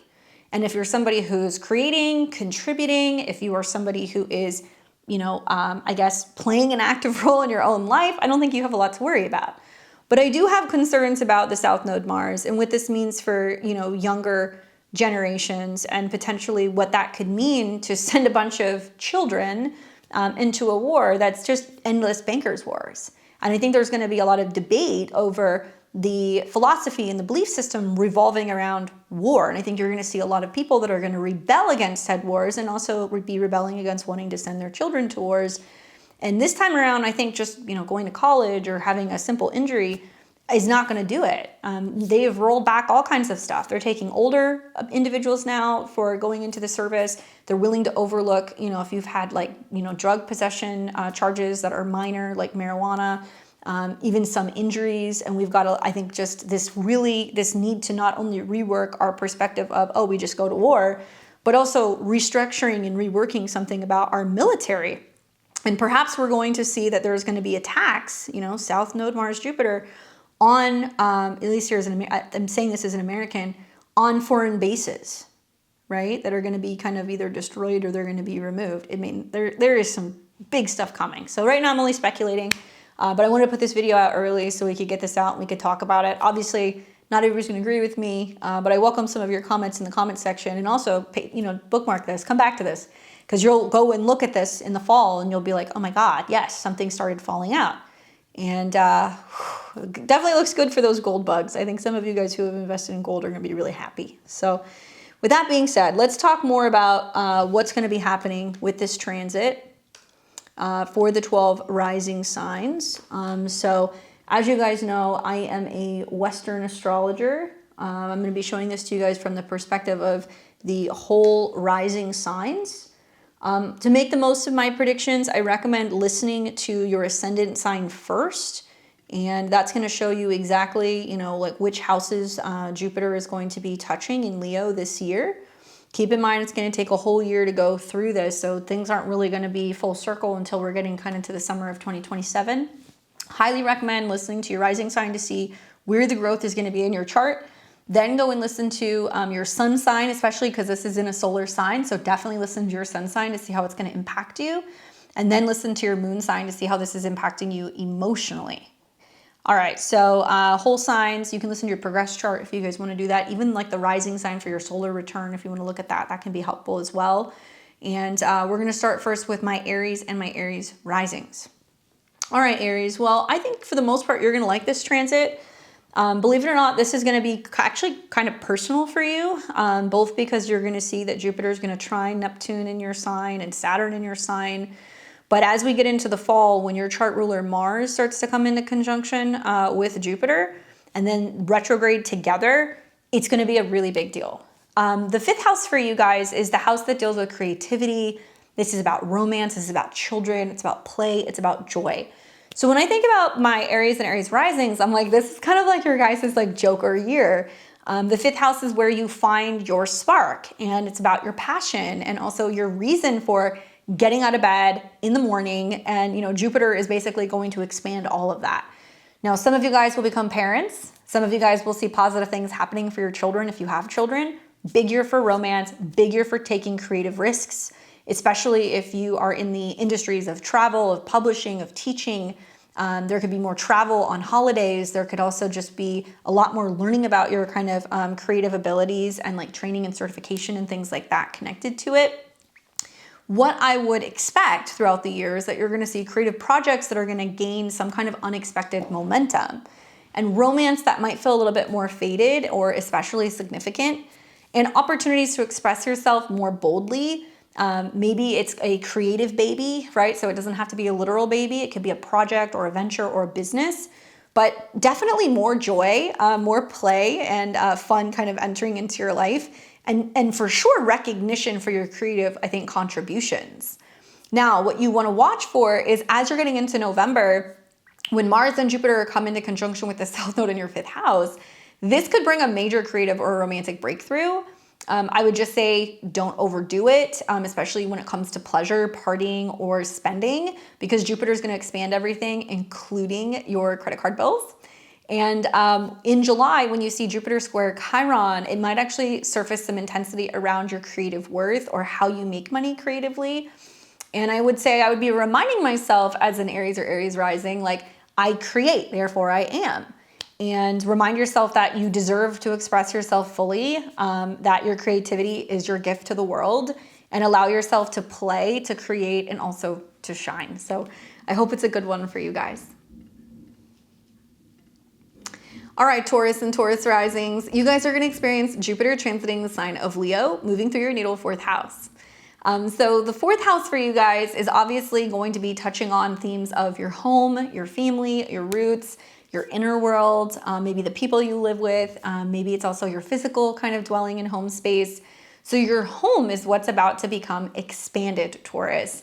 Now, this is where you kind of come from, and it's also about where you're going and your foundations and your sense of security. Now, Jupiter is going to be tied to your 8th house of change, transformation, inheritance, partnerships, money, and taxes or psychological shifts. It's also picking up energy from Pisces in your 11th. So it's really going to be about your home and financial goals. So there could be like a lot of like really great like family reunion opportunities, or, you know, hosting gatherings with friends, or maybe you have big plans to relocate or to expand your home, remodel, move back home. All of that stuff can kind of come up. And usually when you see Jupiter go through a fixed sign, it is creating a square to you. And so I'm really putting an emphasis on Chiron being in your sign and like Jupiter squaring. And it makes me feel like that there's going to be almost like growing pains, that, you know, you're being asked to think about the past, spend time with family, expand your home, you know, maybe prioritize something about your parents or even children. And that seems a little difficult with the square to Chiron in your sign, and also in opposition to Pluto. So you kind of feel like you're almost the victim of circumstance, with the pressure of having to kind of perform and show up at work while simultaneously juggling kids, moving, you know, buying houses, dealing with parents. And so what I would watch is that there's opportunities for moves, renovations, property transactions. Expansion of family or household is another common theme, and like a deeper connection to your roots or your heritage. I think about like when Jupiter went through my 4th house, you know, I went and traveled, and I went to Europe for several weeks, and like I went to, you know, the town that my grandmother was from, and got to go and learn about like, you know, the side of my family that was all Irish and Scottish. And it was like really cool to have all of that experience and to be the places that they're from. So you may have the opportunity to do that. For you, it's definitely endless summer. I think a lot of you guys are thinking, hey, I want to be somewhere warmer, or I want to relocate, or we want to put in a pool, or we want an entertainment center, or, you know, my kids are kind of coming and staying for the summer. But it's also going to be about inner work that transforms your sense of self, and maybe becoming a parent or deepening your relationship with children. And what you'll find is that a sense of feeling more secure with who you are and where you live is going to be the theme. Now, yes, right off the bat in July, there is an ouch because Jupiter squares Chiron. So there's wounds around your security and your sense of family dynamics. With the Pluto opposition that you're going to be seeing, it does bring intensity to home and family matters through what needs to kind of transform at work. And you need to be careful not to overinvest in property, okay, or home improvements at inflated prices. The reason being is that as you get into November, Mars is going to come back into your 4th house retrograde with Jupiter, and Mars represents your partners. So some Taurus and Taurus risings are going to experience putting their home up for sale, it doesn't get purchased, and then suddenly you've got a wave of people wanting to come in the fall and buy it, right? Or maybe you're wanting to sell your home or do something with your home, and your partner says, no, I don't want to do it. And then it's a bad time to do it later in the year, and then you're, you know, squabbling with a spouse about it. So you got to be really careful with that. Really do your due diligence to thoroughly investigate where you're buying, you know, whether or not it makes sense to buy or to wait. I think a lot of Taurus and Taurus risings would really, it would be a really good idea to wait. Unless you're going to stay where you're at and you're going to remodel something, I would be waiting until the spring to buy a house personally, because I think there's going to be so many delays and challenges, and potentially things changing with parents or things changing at home. And really the focus for you, I think this year, is just that home is where the heart is, and you're going to be recognizing where your heart is kind of expanding. So try to stay grounded in your foundations. And I think your home becomes the support for your growth, and you're going to feel like you can create safely through that space and have better self-acceptance. Good luck, Taurus. All right, Gemini and Gemini rising, you guys are going to be doing the Jupiter in Leo transit in your natal 3rd house. Great aspects to Uranus in your sign, so I think you guys are going to dig it. Jupiter obviously going through the 3rd house is really expanding the themes of the mind, right? How you think, how you communicate, how you travel, maybe things with siblings, with learning, and your local environment. So get ready to speak up. I think that's going to be a big theme. I think with the sextile to Uranus, you guys aren't going to have a problem in that department, and you're going to realize that your voice is actually going to carry further than usual. Maybe your curiosity, is about to kind of take you on some incredible adventures. Jupiter is obviously tied to your 7th house of relationships and partnerships, as well as your career. So I could definitely see some of you guys traveling for work, learning new skills for work, maybe traveling or relocating with a partner, increased communication with relationships. That's kind of the theme. And I would say communication breakthroughs, actually. I think communication breakthroughs and your ideas kind of finding bigger audiences, but you have to move towards new platforms, new apps. Maybe you're, going from being something that's more public to, something that could potentially charge. Especially when I think about the trines to Saturn, it's going to be about kind of growing your community and becoming more involved in community kind of aspects, or clubs or groups or networking. Now, siblings or neighbors might have major life events. Short distance travel and moves are possible. Potentially new cars for some of you guys, and definitely learning opportunities like courses and certifications will come up throughout the year. Creative writing and content creation, I think, will gain traction for a lot of Geminis, and you can see that curiosity is really expanding into new territories. Now, I would be watching the square to Chiron in July off the bat, because it might bring up healing wounds around self-expression or communication or feeling seen. And then as we're getting into the fall, when like Mars and Jupiter are going to be meeting in your 3rd house, can bring intense conversations or messages. So just be mindful of people who gossip, or maybe kind of start drama, or maybe some kind of heated sibling rivalries that can kind of play out. That can definitely be a theme as well. And I could see a lot of you guys kind of going back and forth in regards to moving matters, or something in regards to traveling. But I would really focus this year, Gemini, and remind yourself that your words have power, and it's almost about choosing them wisely and speaking your truth with confidence, realizing that your voice matters, reminding yourself maybe that you're a student of life, that you're always learning, you're always evolving, and you're always growing. So good luck. Let me know what happens. All right, Cancer and Cancer rising, you guys are going to be experiencing Jupiter in Leo, moving through your natal 2nd house of monies, resources, self-esteem, and values. So this is definitely a big financial transit for my Cancer and Cancer risings. Jupiter is tied to your 9th house of, belief systems, travel, education. It's also tied to your 6th house of health, habits, and work. So as Jupiter goes into your 2nd house, the house of money, your bank account might actually get quite a boost. And Cancer rising, more importantly, I think it's going to be your sense of self-worth is about to get quite a boost. Now, what you want to really watch for is financial growth and opportunity. And this will happen throughout the year. It's not going to happen all at one time. Likely a lot of you guys are going to start to see this after the eclipse in August.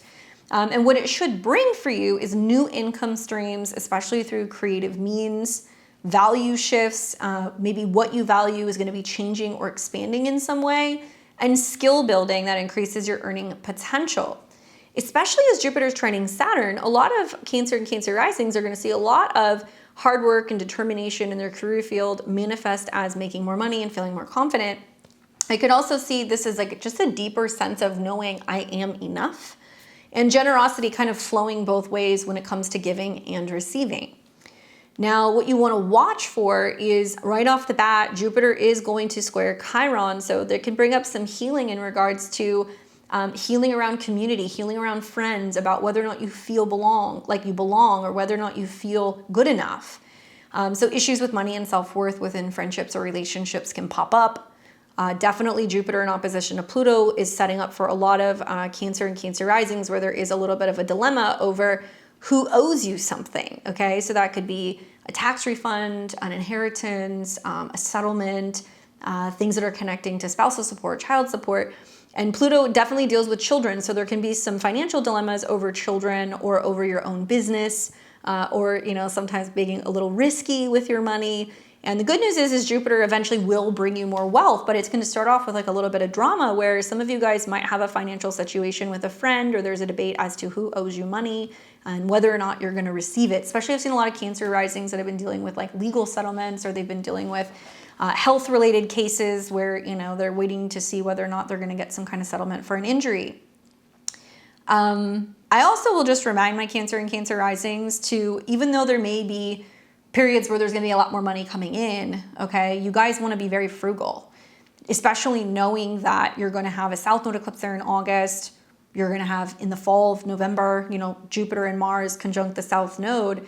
There could be a great deal of money being made, and then all of a sudden it gets cut and it's not consistent in November or December.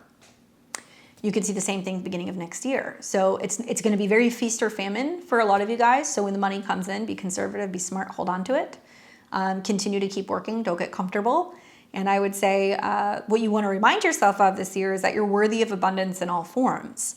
And also that money flows easily to me. I'd be telling myself that regularly. Everything's coming back to me. Everything is good. And in many ways, when the South Node gets into your second house, the more you release, the more you receive. So the more generous you are with your time, with your creativity, with your help, with your habits, because Jupiter's habits, with your knowledge, more money comes your way. So you have to be detached from the idea of wealth and know that it's an energy, it flows. If we hold on to it, too tightly, it doesn't come our way. If we are too loose with it, we can't hold on to it.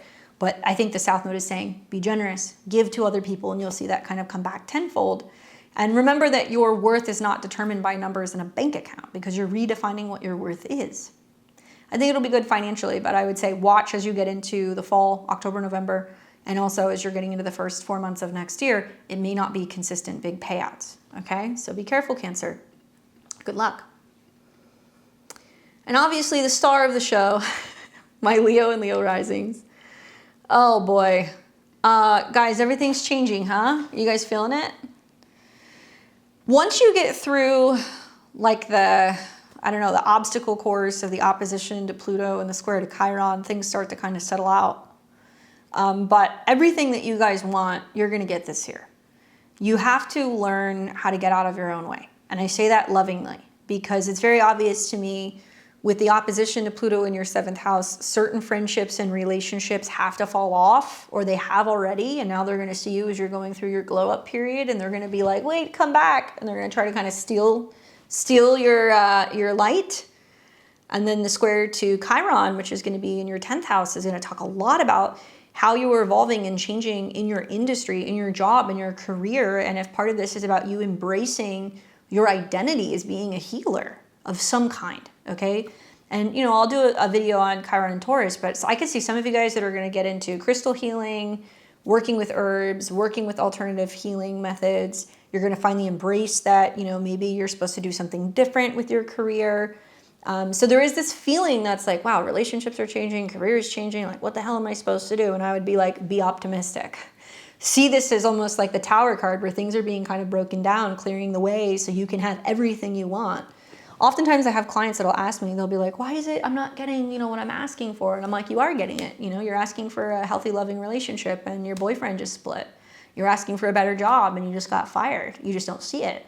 And I think some of you guys see some of these things happening and you're going, why are things not turning around? Because the universe is answering your prayers, literally Jupiter's prayers, but it's having to kind of demolish some things in order to bring in what you want. So be patient. I would say for you guys, Jupiter obviously rules your 5th house of romance, creativity, children, gambling, self-expression. So Jupiter being in the 1st house is wonderful because it's a new 12-year cycle that's starting. So you will approach this next year being more optimistic, wanting more love, wanting more creativity, maybe having baby fever. A lot of Leos and Leo risings are going to get pregnant this year, or become entrepreneurs or become famous, right? 5th house is fame. And Jupiter is also tied to your 8th house. So it's really about this creative rebirth. And the 8th house is also connected to pregnancy in some ways. But I think it's about this new reset, revitalized you. So your appearance may change with Jupiter being on your ascendant. I'll tell you guys, Jupiter wants more play, more travel, more knowledge. And if you don't give it to him, you get fat. Unfortunately, you'll put on some weight. So you do have to watch your waistline this year, but I think for a lot of you guys, it's going to be you're dressing more youthfully. Maybe you're wearing, you know, the animal prints. Maybe there's more gold and boldness and creative fashion. And you're embracing that. And you're like, this is who I am. And like, I'm going to tell you guys with Jupiter square Chiron, there's going to be a sense of you being like, am I being too optimistic about what's going on at work? Am I not seeing some of the hangups?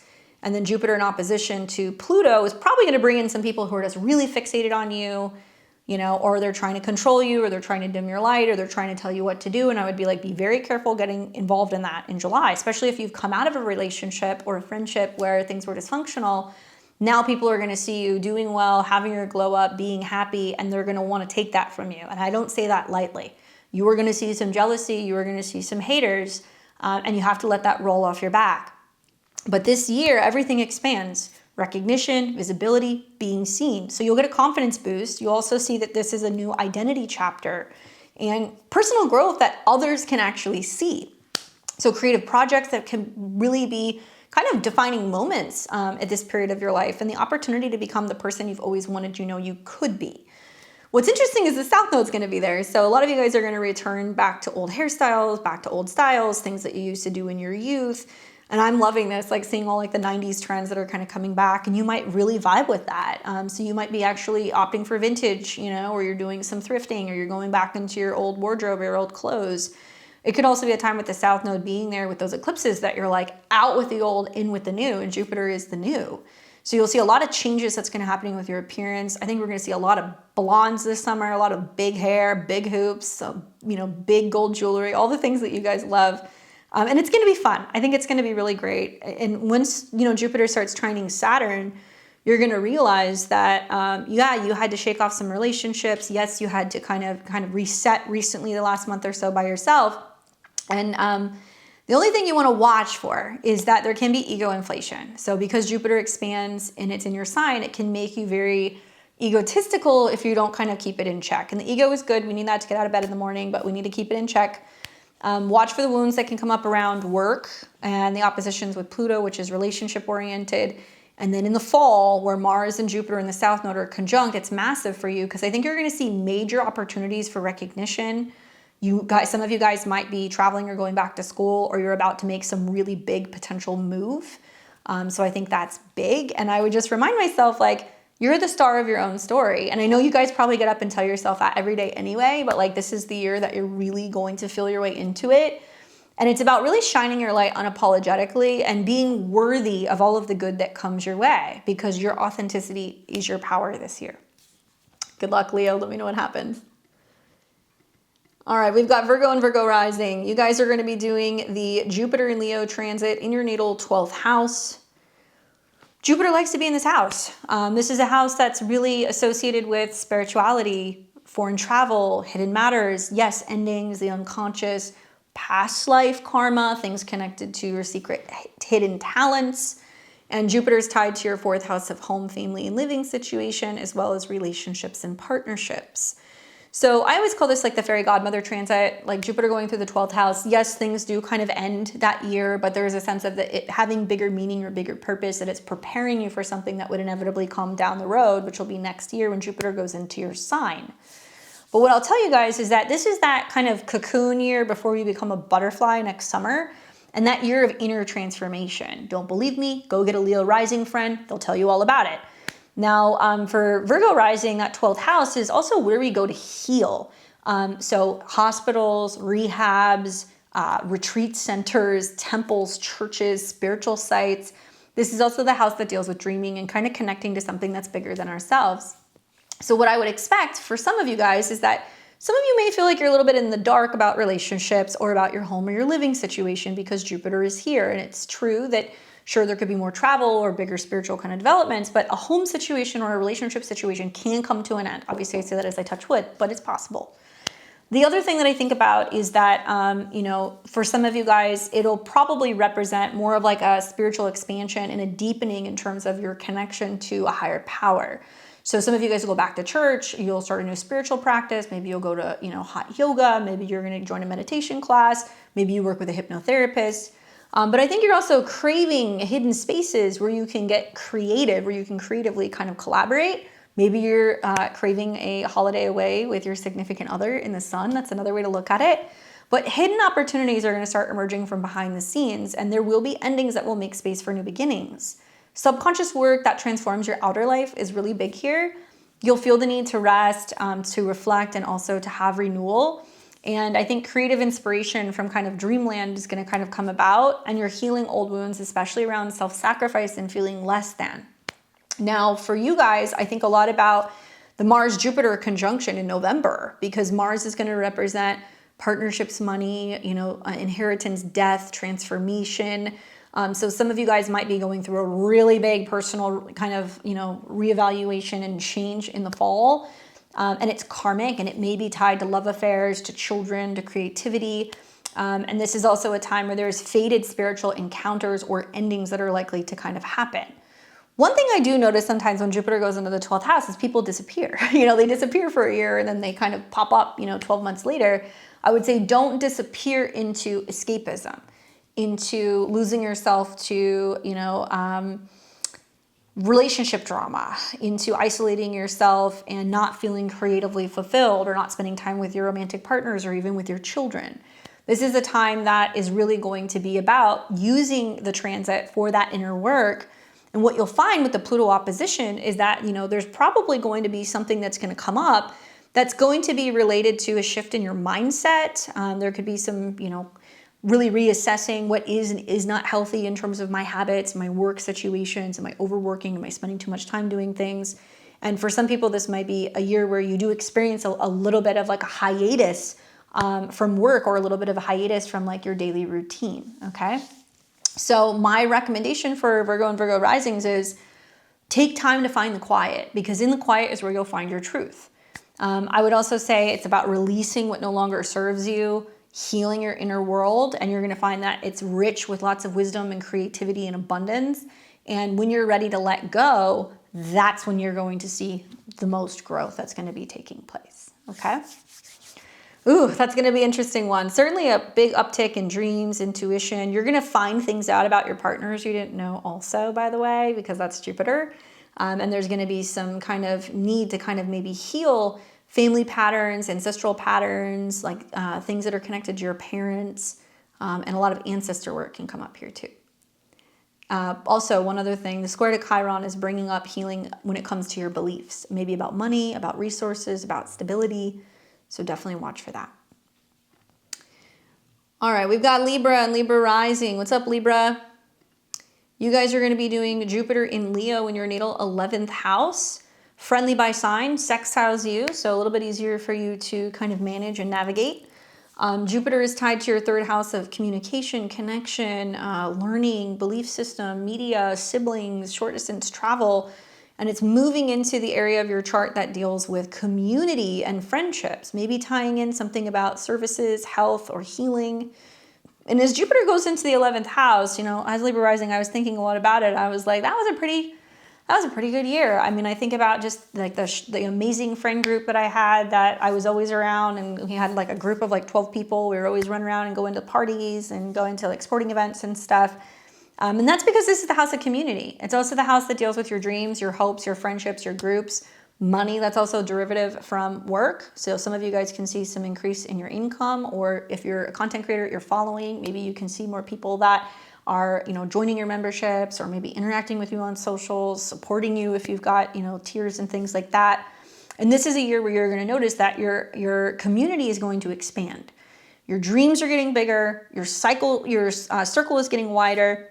And this is an excellent year for networking, maybe for launching websites, for creating media, throwing parties, going to parties, being a part of community. Now, what you're going to find is that new friendships and community connections can happen. But one of the themes that you'll see later in the year is when Mars and Jupiter come into conjunction, some of my Libra and Libra risings are going to see friends they have not seen in some time, so they can be resurfacing in your life, or there's reunions, or maybe people are hitting you up on social media you haven't seen for a while. It can also be a time where you're contemplating kind of clearing out certain friendships, depending on how you feel with who's in your circle. Group projects can flourish. Dreams and wishes are getting closer to reality, and I think that's a big one. Especially with some of the trines that you're going to see to Saturn. So, Maybe this is about being more social, and that might improve your likelihood of meeting somebody and getting into a committed relationship. Maybe friends are playing matchmaker with some of the trines to Saturn for you. And also like humanitarian opportunities, social media growth or influence, networking that leads to big opportunities with people who are connected, and being a part of something larger than yourself. Now, what you're going to want to watch for is Libra. It's going to square Chiron in your 8th house. So it might be wounds revolving around whether you feel accepted, supported, or belonging in certain communities. You're also going to see that it is going to sextile Uranus, which is good for spontaneous travel and education with friends. It will oppose Pluto, which is a little bit more difficult. Like thankfully these both either sextile or trine your ascendant, but I kind of feel like with Pluto retrograde in your 5th, a lot of you guys are changing the way that you date, the way that you connect, the way that you create. And there's a reassessment of what's going to make you happy. And so as Jupiter goes into the 11th house, it could mean that, you know, maybe it's about taking something that you've created and now contributing to something that's bigger, sharing with a collective of people. So watch for that. And then in November, when Mars and Jupiter kind of meet and they get ready to go retrograde, we're going to see group dynamics and collective actions are actually helping you manifest your dreams. So I think a lot of like crowdfunding opportunities, collaborating and, you know, partnerships that you have, you know, within, friendships or within new network connections. The only key here is that you can't sacrifice your individuality for that of the group. And it's going to be interesting to see how that kind of plays out for you guys, especially as the South Node is going through the 11th house, where some of you guys might be reassessing your dreams and your goals and letting them go. And there could be new ones that are kind of coming in. So there could be people like friends and community that have something to say about the way that you're creating and whether or not you're giving them enough, you know, enough support, enough togetherness, enough time with your friends, or whether something you're building or creating is kind of taking away from that. Romance, children can be another factor that can be impacting these things too. But the key phrase you want to think about with like Jupiter in the 11th house is that you're stronger together. Like when you have a community and when you have support. And I think that I would be reminding myself also that you belong to communities that are really meant to uplift you. So your dreams, you know, this year you're going to realize are very achievable. They are valid, and you have to be contributing some of your unique gifts to the collective to be able to reap some of the benefits of that. Hopefully that's helpful for you, Libra. It's going to be a good year for us. I know it. All right, we've got Scorpio and Scorpio rising. So you're one of the signs that I'm like, woo, right when all these aspects are setting up. Mars conjunct Uranus, right? Jupiter in opposition to Pluto, Jupiter square Chiron. Just like Leo, you're kind of going through like the cosmic washing machine, you know, and Aquarius is going to do it too. But especially if you got anything in Scorpio, like the first like 5 degrees or so, get a helmet. You are one of the examples that I will use where I will say, you know, sometimes Jupiter makes things bigger, and I would say be careful what you ask for this year. Not in a bad way, but just be careful what you ask for, because if you're asking for something really big, especially when it comes to your career and your professional life, it can go there, but it's almost ricocheting off of everything else, right? So for you, Scorpio, especially if you're early degrees, you're actually going to be experiencing a grand fixed cross, which honestly is easier than the T-square that we're seeing for everybody else, because it makes the whole wheel of the chart turn. And so what I would say off the bat is like Jupiter going into your 10th house is going to expand something about your career, okay? It's going to happen, which I know has been a hot topic for a lot of you guys over the last couple of years. You started 2025 off with a Mars retrograde in opposition to Pluto, where you were kind of forced to go back into work and you had to rearrange things. Last year you had a Mercury retrograde that happened there. Now you've got Jupiter going into there, so it's going to start to expand your career. But you're also going to see an opposition to Pluto, which is you, and then you're going to see Mars and Jupiter in the South Node coming into conjunction in your 10th house. So it's going to be a mixed bag for Scorpio. But your career will get a major upgrade. That will be part of it, especially with the trines to Saturn in your 6th house. You guys have been spending the last several months structuring, working on your routine, your habits, coming up with a schedule. And now you'll start to really see things grow and kind of evolve, which is what Jupiter is here to do. The world is about to see more of you, Scorpio. And what they see is going to impress them. That's what I think. Jupiter rules your money, confidence, resources. It also rules creativity, children, romance. So if you're a Scorpio rising and you're like, hey, I want to start a creative business, I want to find a way to make freedom, I want to make more money, yes, I think you can do those things. So what I would be expecting off the bat is a career breakthrough and more recognition, okay? And you will see that. Go back in time, look at what happened 12 years ago. You had a job change, or there was some kind of shift in your status. 10th house could be status too. So You go from being an employee to being a CEO. You go from being single to being married, right? You go from being known as somebody who's a teacher to, now you're a performer, right? Something like that happened. And you were probably working with a lot of people who are like well situated in their creative kind of career. Maybe you were working with kids, maybe you were working with something financial, I don't know. But public visibility and reputation will expand. Also, authority and leadership opportunities are going to come up for you. And this is about being seen as an expert or an authority in your field. Major projects that define your legacy, status shifts, all the good stuff, right? But what you want to watch for is right off the bat, as soon as Jupiter goes into your career house to expand, it's squaring Chiron in your 7th house. So it says work might be going great, but it's causing some kind of relational issue. Okay, are you working too much, not spending time with your spouse? Are you so overburdened with work that you're feeling like it's difficult to get out there and meet people and kind of connect? Are you outgrowing some of your professional relationships? Isn't it time to kind of really acknowledge that there is a problem in a relationship and there might need to be a change? And it's also going to bring up, wounds revolving around authority, criticism, public perception. So people might be very critical of you as you're kind of on your way up. And then you'll also see Jupiter will oppose Pluto, and that's you, all right? So Pluto retrograde in the 4th means you're reevaluating and reassessing your home situation, your family, you're excavating all like the family, related issues. And Jupiter is saying it's going to make this bigger. So it's almost like some of you guys might take on a new job and it means that you move. Or it may potentially mean that you're making more money out of the blue and then it's allowing you to kind of come up with a solution for your family. But it feels stressful to me. It feels stressful. And I think that with Chiron being the focal point of this square, it's actually saying that your relationships are going to determine, it's very much going to be make or break what's going to happen with your career or what's going to happen with your home. And like if you're in a relationship or you're having relationship issues right now, I'd be taking it very seriously. Or if there's lack of support or relationships, right? The 7th house could be a therapist, it could be a business partner, it could be a client who can come in and help you be like, okay, let's find a way to kind of find the balance, between the growth that you're experiencing at work and also what you might feel like you need more of or what needs to change at home.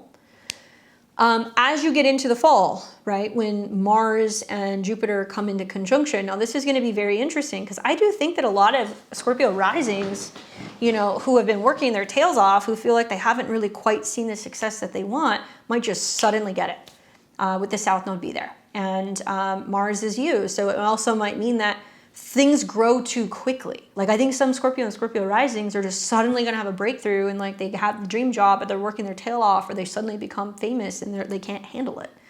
And Jupiter can mean that it's suddenly bringing you more authority, more leadership, more money, and then you will see it retrograde. And Mars will actually start its retrograde here and it'll go into your 10th house, very similar to the beginning of 2025. So some of you guys might be like, I actually need a little bit more time to adjust to the changes going on at work, or I'm changing direction, what have you. And we'll talk about that as we get later into the year. But I would be like really focusing on the fact that Saturn and Jupiter are going to trine, because it's going to give you the opportunity for sustainable long-term career building. And I would really just encourage you guys to focus on work that matters, to things that you can bring the world that's very valuable. Maybe your voice is going to be somehow kind of impacting the world and people are going to notice. And remind yourself that you're a leader and that, your career is really aligned with your soul's purpose and that you're really supposed to be recognized for your excellence right now. And like I said, be careful what you wish for, because you may feel like you're wishing for some big kind of career breakthrough and it might come, but it might come like a tidal wave. And you're going to have to learn kind of how to manage that, as you're getting into the beginning of next year. Good luck. Let me know what happens. I'm curious for my Scorpio and Scorpio risings. For Sag and Sag rising, you guys are going to be experiencing Jupiter, your chart ruler, going into Leo in your 9th house. Fellow sister fire sign, loving the trines that we're going to see between Jupiter, Saturn, and you. So I think you're going to dig it.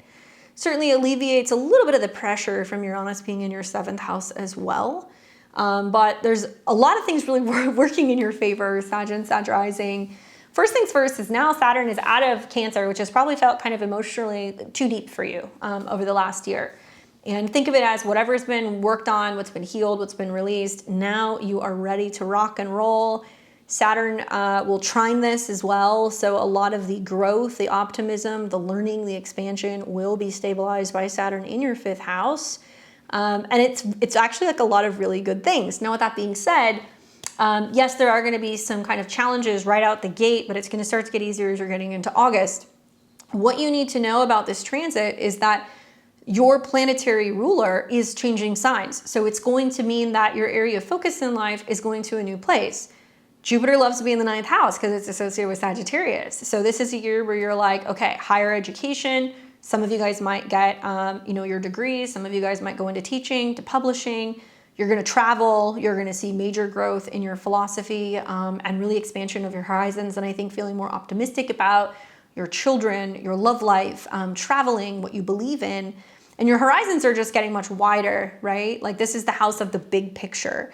So with Jupiter going through there, it's about to blow that picture up, I think, in the best way. So what you should be expecting from this transit is travel opportunities, especially meaningful ones. Higher education breakthroughs like degree, certification, and just more wisdom. Publishing or teaching opportunities, philosophical expansion that's going to transform you. Legal matters, possibly resolving in your favor after a little bit of time. And long distance relationship connections can happen here because of the sextile that you're going to be seeing to Uranus and the trine that you will see to Saturn. With that being said, Jupiter is not only the ruler of you, it's also the ruler of your 4th house. So some of my Sag and Sag risings are going to notice that they're craving relocating somewhere further away. That they are going to either want to be closer to the beach or closer to their kids or closer to entertainment. They might be moving away for school, or they might be, doing some distance learning. And you guys are going to be hit with just a whole series of transits right out the gate. And I want to tell you guys, this is not how the entire transit is going to go. So stay optimistic, please. We need you guys to do that. When it goes into your 9th house, if you happen to be the first 10 degrees of a Sag or Sag rising, the trines might actually soften this. But the square to Chiron is going to bring up where, issues with work, health, or habits, or pets is actually inhibiting you from traveling or going to school. And then you are going to see it then sextile Uranus. So if you're in some pretty dramatic relationship changes, Jupiter in your 9th house is going to be a lawyer that you're going to need to speak to for legal matters or separations. I hope I'm wrong. It also means you might take on a new mentor or a teacher to help you kind of navigate better understanding relationship dynamics. And then it'll oppose Pluto, which is your 12th house, which means that there can be a lot of like philosophical debates, issues over education, legal challenges, problems with travel or document related issues.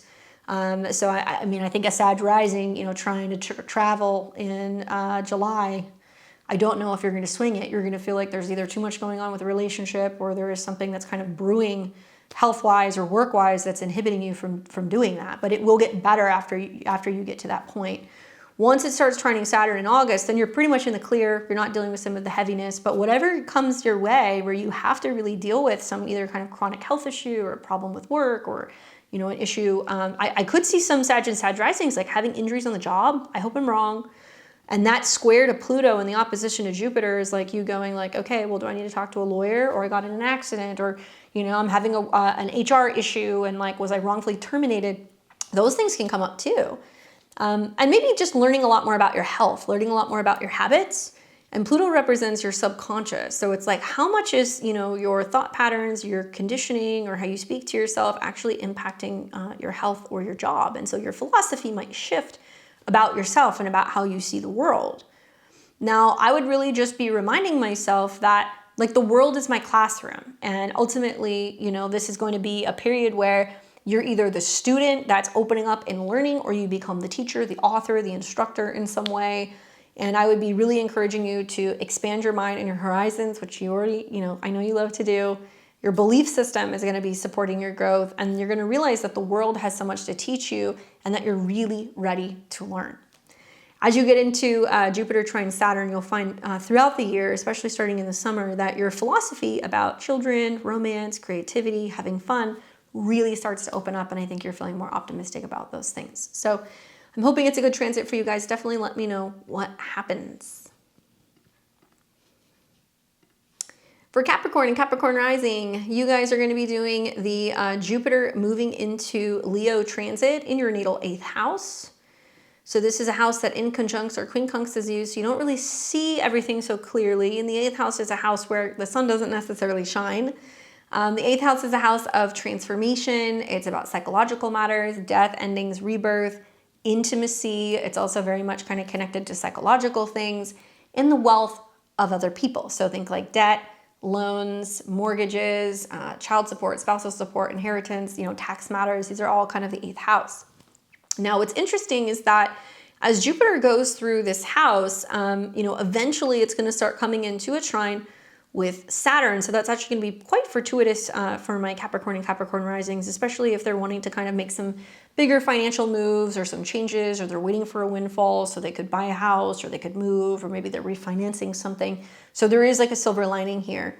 Now, Jupiter rules your 3rd house of movement, cars, communication, contracts, siblings, and learning. It's also tied to it's also tied to Sagittarius, which is your 12th house, which deals with kind of subconscious healing, therapy, things that are spiritual and stuff that's behind the scenes. So certainly having your 12th house lord going into your 8th house, if you're a Capricorn and a Capricorn rising and you feel like you need to work out some family issues, you are having an issue with a sibling or maybe with a relative, therapy is wonderful. I think anytime you're going through transits in the 8th house, going to therapy is a really good idea. Everybody benefits from it. And if you're feeling like you're kind of stuck, or you can't get over some childhood stuff or some issues with relationships, or even with your own children, it's really recommended, because Jupiter can actually kind of work as somebody who can kind of help you work through some of those blockages. Anyway, this is a year of deep transformation. So Capricorn rising, the 8th house is where you go to be transformed. Jupiter is going to facilitate some of those major shifts that are going to be happening. Now, what I expect for you guys is financial transformations. So yes, some of you guys will get an inheritance. Some of you guys will notice major jumps in financial joint finances and shared resources. Although I'll tell you, whether it's an inheritance or a wealthy spouse, you never know when one of those might run out, right? And I say that to you because the South Node is going to be there. So I've seen some Capricorn and Capricorn risings going, well, yes, I know I'm going to get this inheritance, but grandma's holding on. I'd be like, good, she should. You'll get it eventually, I lose getting child support this year because my daughter's turning 18 and my spouse isn't paying anymore. What am I going to do? You're going to see some of those things. Or suddenly there is some, massive kind of windfall that comes out of the blue because your partner wins the lottery, or they, inherit money, or they make more money, or you meet somebody wealthy. Those things could happen too. But I would be keeping an eye on my debt. I'd be keeping an eye also on my investments. I would be very, very, very conservative with taking on debt or loans, and be mindful of interest rates and things that can kind of rise on you, because it's not unusual when Jupiter goes in the 8th house. You're paying more for health insurance, for, taxes, you're paying more for car insurance, particularly car insurance or expenses relating to your phone bill or moving or gadgets is going to be a theme. And what you guys are going to find is that this is a transit that's really about how intimate connections really transform you. Maybe you're going to be studying, psychic or kind of like occult, studies or metaphysical studies. Healing trauma is a big theme here, and letting go in order to allow some kind of rebirth, and deep emotional experiences as well. Now, power dynamics in relationships might be shifting. You might notice that this is a transit that's marked with a lot of research and investigation that can yield some breakthroughs. And I think about how right at the beginning of the transit, it's going to come into a square with Chiron in Taurus. So it might be about healing issues revolving around children, relationship to children, your childhood, some maybe romantic challenges. I've seen some Capricorn and Capricorn risings that have been having some fertility issues. I've seen some other ones that are just having lots of issues with their own children. So I hope that's not the case for you, but this might be why if you're experiencing it. And then it's also going to come into an opposition with Pluto. And Pluto here represents your power, your control, your resources. Jupiter in the 8th house represents that of other people and what is owed to you.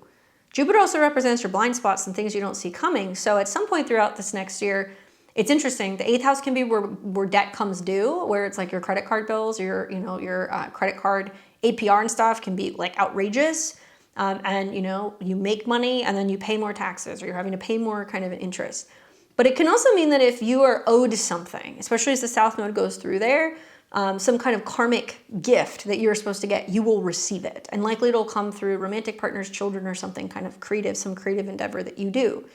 Now, as you get later into the transit, you'll start to see Jupiter trining Saturn in August. And I feel like that's when you start to see the beginning of being like, hey, I can pay down the debt. I can consolidate debt. I can, pay it off, or I can, borrow it or make some changes. And you might find that other people are going to be more generous with you to kind of help aid some of the changes and transformations you're wanting to do in your home or with your property. Now, the eighth house can also be, where you are looking at retirement or you're looking at savings. Some of you guys are going to feel tempted to be like, oh, I'm going to take money out of that. And I would say be very careful because of the tax implications. And you'll find that there can be a little bit of a power struggle over what is yours and what is someone else's. And the Pluto opposition brings that intense transformation with those eighth house matters. And it says, don't cling on to what should be released.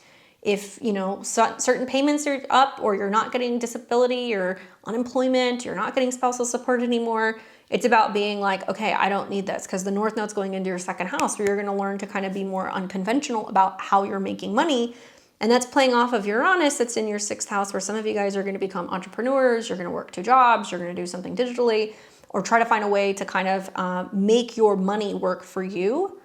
And some of you guys are probably going to be looking at like high interest yield accounts or, where you could potentially be really kind of building or kind of bulking up portfolios for retirement. Once again, not a financial advisor, but that's just kind of how I see it for you. So really the key here, I think, is healing your relationship with intimacy and power and control. And I would just be really reminding myself, if I release something, okay, South Node's going through there, I'm going to receive something better. That's what the eighth house has always taught me. I've gone through all kinds of eighth house transits in recent years. North Node going through there, Uranus going through there. I got 4 planets in Scorpio myself. And so I've gotten to a point where it's like when something's coming to an end, I'm like, okay, I just need to be excited. I need to be excited this is ending because something better is coming. And it can be scary when you're in it, some of these financial changes, some of these home and family changes, but something really good will come of this. So hopefully it's a good one for you, Capricorn. Definitely let me know what happens. All right, for my Aquarius and Aquarius risings, you ready? We're going to be doing Jupiter going into the sign of Leo, your opposite sign in the 7th house this year. Big transit for you, especially with some of the aspects that it's going to be making, like a sextile to Uranus, your modern day ruler, which is going to prompt excitement, creativity, and romance, and also an opposition to Pluto, where there can be a need to personally change, evolve, and reflect if you want to land in relationships that are going to be true love, romantic, and supportive. Now, truth be told, you have to go back and think about what happened in 2014 and what took place that year. Did you meet somebody? Did you get married? Did you have a big change in a relationship status? Did you first start getting out there and dating? Jupiter represents your money, resources, and your values or your self-esteem. It's also directly connected to Sagittarius when it deals with your friendships, goals, and allies. So it's safe to say this can be a year where your relationship with business partners, clients, spouses, romantic partners, money-making opportunity, can all actually start to really expand, but it's going to kind of hit some things right off the beginning of the transit that you really need to be watching out for.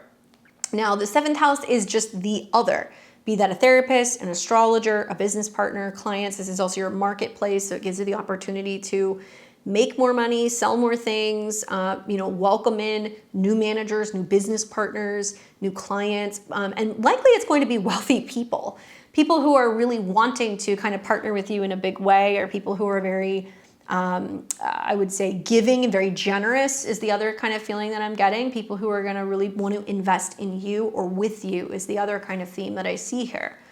Now, what's interesting is like the South Node's going to be going through there too. So there could be big changes happening in relationships. There could be big reconnections with people you haven't heard from in a very long time, and you'll be reevaluating and reassessing, I think, in the fall. Do I go back, or am I changing my relationship, or is there something breaking down? And before we even get to that, once Jupiter actually gets into your 7th, it's going to square Chiron in the 4th. So it can be highlighting where there is a need to really reevaluate and reassess. Okay, my relationships are going and evolving, or somebody's wanting to partner with me, or my spouse is trying to be there for me, but I'm going through some emotional issues, some home and family issues, maybe property issues are kind of coming up, or the need to kind of move or grow or evolve, and that's being kind of brought on by relationships with the square to Jupiter. Wanting to move closer to friends, maybe wanting to, expand and kind of discussing financial matters, and that can be a little uncomfortable. And then right after that, you're going to see Jupiter oppose Pluto. And Pluto represents your power, your control, your business, and your status. And I will just go as far as saying it's a bit of a conundrum this year, because if you had Pluto in the North Node in your first house, I would be like, look, you're on this path of evolution. This is what you're doing. You're realizing that relationships, you know, they can be there, but they have to be things that are honoring who the person you're becoming. Throwing Jupiter into your 7th house makes it completely wackadoodle, because now some of you guys are going to be evolving so quickly that partners are going to be kind of reacting and responding to that and being like, I don't know if I can keep up with the change, or, you know, I'm there for you. What do you need? But you're going through some kind of personal existential crisis, be that a health issue, a job issue, you know, something, and you're kind of feeling like you want to retreat with Pluto retrograde. So the thing that I would say to my Aquarius risings is this: you know, there can be a lot of things up in the air about your health, or about your living situation, or about your job. But you really want to let people in this year. You want to let people help you and support you.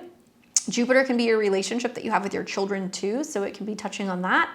And you'll see that this can be, just with Jupiter going through the 7th house, a year where, you know, it's almost like we find our mirrors and our partners and our equals. So major relationship commitments can happen. Marriage, partnership, business agreements. I think a lot of you guys are actually going to end up being with people who might be quite well known, or they might be famous in their own right, and meeting significant people that are going to impact your life. This is also about legal partnerships or contracts, one-on-one relationships, gaining prominence, and that balance between the self, with Pluto in your 1st and the North Node in your 1st, and others, right? Jupiter in the South Node in your 7th. And attracting opportunities through partnerships. It might also highlight therapy or counseling that facilitates growth. So this is also a good transit to like work with a therapist, work with a couples therapist, work with a astrologer. And I would just really watch for the Chiron squares that come up right off the bat in July around relationships, equality, and partnerships, and home. And then the Pluto opposition is going to bring intensity to relationship dynamics. And I think a lot of it's going to be people trying to understand, you know, what you're going through and trying to be there for you. It can also be that sometimes that Pluto energy can be off-putting, where people are trying to be positive and optimistic, but you can be kind of like brooding, which you don't usually do, but you'll brood when you have Pluto in your sign, especially if you're like the first 5 or 6 degrees of Aquarius, Sun, Moon, or Rising. One thing that I would think about also is just, you know, that the Mars-Jupiter South Node conjunction in November could bring some very fated meetings or decisions about relationships, about business partnerships, about your professional standing, about your romantic relationships. Those of you guys who are in committed partnerships, you might see your partner going through some change. Those of you guys who are single, you might have somebody from the past come back, or like a soulmate comes in. Probably some big changes in regards to financial partnerships, business partnerships. I could see that kind of happening as well. And I think it's really also about, you know, just fated meetings or decisions. And you're going to have to learn that you can't lose yourself in partnership. You have to maintain your sense of individuality. It doesn't mean you can't be married or be with people, but you can't lose yourself, because that North Node is going to be in your 1st house. And it'll also be referencing, you know, Uranus in your 5th. So you need some kind of creative sense of expression. You need a little bit more excitement in relationships. You need more fun. And you will also see Jupiter trine Saturn, which means relationships can grow through travel, learning, communication. Contracts are going to be really important. I would say for a lot of my Aquarius risings, what you're signing this year, you will have to reference. So whether you're starting a business with somebody, you're getting married, you're making some kind of legal agreement, make sure that everything is in writing, because you're going to need to go back to that stuff during the Mars retrograde at the beginning of next year, especially the details. The devil's going to be in the details with that. Now, I think I'd be reminding myself this year that in relationship, you can find your reflection. And so Aquariuses are known for being kind of like different and kind of abstract, and like they can kind of march to the beat of their own drum. But the 7th house represents our shadow self. So you can also be eccentric, you can be dramatic, you can be creative, you can be kind of youthful. And this is about attracting healthy, supportive partnerships and really feeling like you're complete within yourself. And relationships just elevate that, right? And it's almost like I tell people, like, you know, relationships have to be this thing where you're already complete, but a relationship is just the icing on the cake. It just makes it all that much better. So you'll see how much you crave attention, how much you crave partnership and harmony, but also where like some of these relationships come the beginning of the year feel almost like burdensome, or they're like too much, or it's a difficult time kind of finding that balance. So you guys will have to let me know what happens. Keep me updated with some of these aspects in July. For Pisces and Pisces risings, you guys are going to be watching Jupiter going into the sign of Leo, moving through your natal 6th house. And this is a house that in conjuncts or quincunxes you. So you're not necessarily going to see some of the changes, although it might be a little bit more prominent for you because, well, you're traditionally ruled by Jupiter. So wherever Jupiter goes is where you are. You're going to see at the end of this month in June, Jupiter is going to be moving into your natal 6th house of health, habits, routine. This is also connected to pets. This is connected to service, your office space. And really your daily life is about to get, I think, a big change. You're gonna see that it's about expanding and transforming, Pisces. This is really also about all the small things that make up your everyday kind of like existence. Now, Jupiter doesn't just rule you and your body and your appearance, it also rules your work and your career. So there can be a sense of like refining your body, your productivity, your health, maybe joining a new med spa, maybe you're going to be going to a new gym, working with a trainer, becoming very diligent about some of your creative kind of practices and like making time for that, making time for pets, children, right? And also streamlining some of your projects so you have more time for play, dating, and having fun. Now, what you guys are going to find is that this year is really going to be about work opportunities and expansion. Looking for a job, there will be plenty. The key here is just finding the time to do all the things that you need to do. Your health can improve. You can also feel like there is new wellness routines that are coming in, particularly things that might be about, getting into the wellness field. I think some Pisces and Pisces risings will be like, I want to be a trainer or a yoga teacher or a Pilates teacher, or, I want to become somebody who is like working as like a dietitian. You might work with children, or you might work with creatives. It's another way to kind of look at it. And your daily routine will transform. Some of you guys will find that pets are going to be a big theme this year, and some of you guys may get a pet. Leo is usually cats, but I could see some of you guys contemplating whether or not you want to get another family dog or a goldfish or something like that. And if you are involved in hospitality or the service industry or anything that's connected to children, you might notice it's like a busier year than normal. But work environment changes. So like new offices, new schedules might come up, skill development also that serves your growth. And I think more sustainable kind of like health supported habits and maybe service opportunities that feel a little bit more meaningful. Now, right off the bat, you're actually going to see that Jupiter will come into a square with Chiron, okay? So what this is gonna be bringing up is your mindset about health, work, and habits, and it's gonna show you where something needs to change. Really recommend for my Pisces and Pisces risings to be like taking a dance class, going for walks, doing anything outside. I think that would be really good because Taurus is kind of about embodiment, or maybe like some community fitness related thing would be good for you as well. Like if you want to go to a rec center or YMCA, a local gym, and just getting mobile within your community, that can be helpful. Watch for health issues that can be connected to the hands or the lungs or the shoulders. And then you're going to see Jupiter come into an opposition with Pluto, which is really going to have you highlight like where maybe you're working too much and you're not getting enough rest, or kind of finding that mind, body, spirit balance. And some power struggles revolving around how you feel on the inside versus what's materializing on the outside, especially if there's things that are kind of happening emotionally that you're not dealing with, and how it can manifest as to heart issues. Health issues, but heart issues too. And the heart can be Leo, the back can be Leo. Sometimes this can be about overdoing it, whether it's eating, drinking, partying, working. I think it's going to be overworking, honestly. And I think that for a lot of you guys, what you're going to find is that July, when it comes into a square with Chiron, might surface as like work-related wounds. And it's about not overworking and like burning out with the opposition of Pluto. Because Jupiter will expand your to-do list, and like the Pluto opposition brings intensity to work or health matters.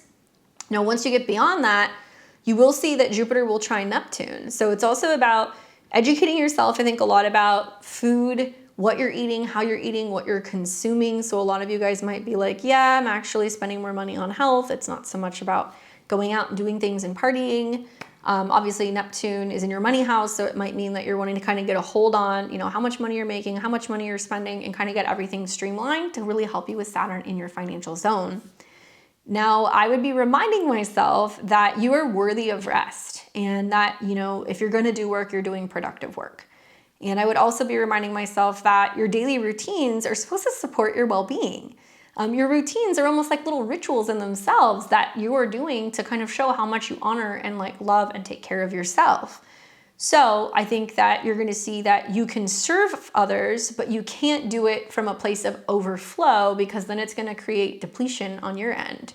You want to find work that's meaningful. You want to work creativity, having fun, being, kind of balanced in your love life, in your services, in your health and your habits. You want to find that kind of middle ground. And you might also find that with the sextiles to Uranus, it's helping you do some of this stuff at home. Maybe you're going to be moving to a place where there is a really nice gym, in your building, or maybe you're going to be, setting up an office. Maybe that's going to be at home. So it makes it easier for you to kind of get work done. And then you can go out and you can do your kind of things out of the world, outside of your professional life. But yeah, this is going to be an interesting one for you guys. And the inconjunct and the quincunx, obviously to the North Node in your sign right at the beginning of the transit, is definitely saying for my Pisces and Pisces risings, there's either going to be quite a dramatic change that's going to happen with your health, or quite a dramatic change that's going to happen with your work. So watch for that. Hopefully that's helpful for you guys. Oh, and one other thing, the Mars retrograde. I would say, because Mars is going to be dealing specifically with like travel and like things connected to your beliefs, some of you guys might be anticipating towards the fall of this year that you need to scale back from work to go back to school. Some of you guys might be changing your schedule so you can travel. There's going to be something like that that's going to happen. And obviously, touch wood, but there's still going to be eclipses in your sign this year. And then the Mars retrograde in your health zone next year. So something about your health changing or your job changing potentially in the spring of 2027. So if you want to do those things, you're looking for a new job, a new office, a bigger, space to work, great. But I'd be really keeping an eye on my health, especially as we start to see the North Node going into your 12th house. Okay. Good luck, Pisces. All right, guys, that was quite the video. I know it was a lot, but it's going to have to last us for a couple months, at least until we're getting into some of these bigger transits here in about a month or so. I hope you guys liked it. I know we covered a lot today. I really just wanted to bring it all together. But obviously, Jupiter in Leo from 2026 to 2027 is one of those transits that don't come around all that often. And when it does, it leaves its mark. So I hope you guys enjoyed this and you guys found it helpful. For those of you guys who want to do the deeper work this year, I really feel like this is an opportunity for a lot of profound healing. That Chiron square, it's not punishment. It's really an invitation to heal what's kind of kept us small, and maybe where we've been kind of hiding our light, and like what we have kind of convinced ourselves that maybe we don't deserve to shine. So I think it's teaching all of us that we do deserve to shine. We can be creative. We're here to kind of play and collaborate. And I think you guys are actually going to enjoy this as once we get past the initial kind of bumps in this next month. So don't forget to comment, to like, share, and subscribe. Leave me your feedback. Let me know what you guys think. Until next time, I hope you guys enjoy this, and I will catch you back here soon on Thursday. If you want to learn astrology, or you want to pick up a personal transit calendar or book a session with me, click the links below. Head over to my website at beyondtheveiledtarot.com. I'm taking openings in August and September right now. So if you're like a Leo or a Virgo, you want a birthday reading, definitely check that out. And I will see you guys all here very soon. Take care.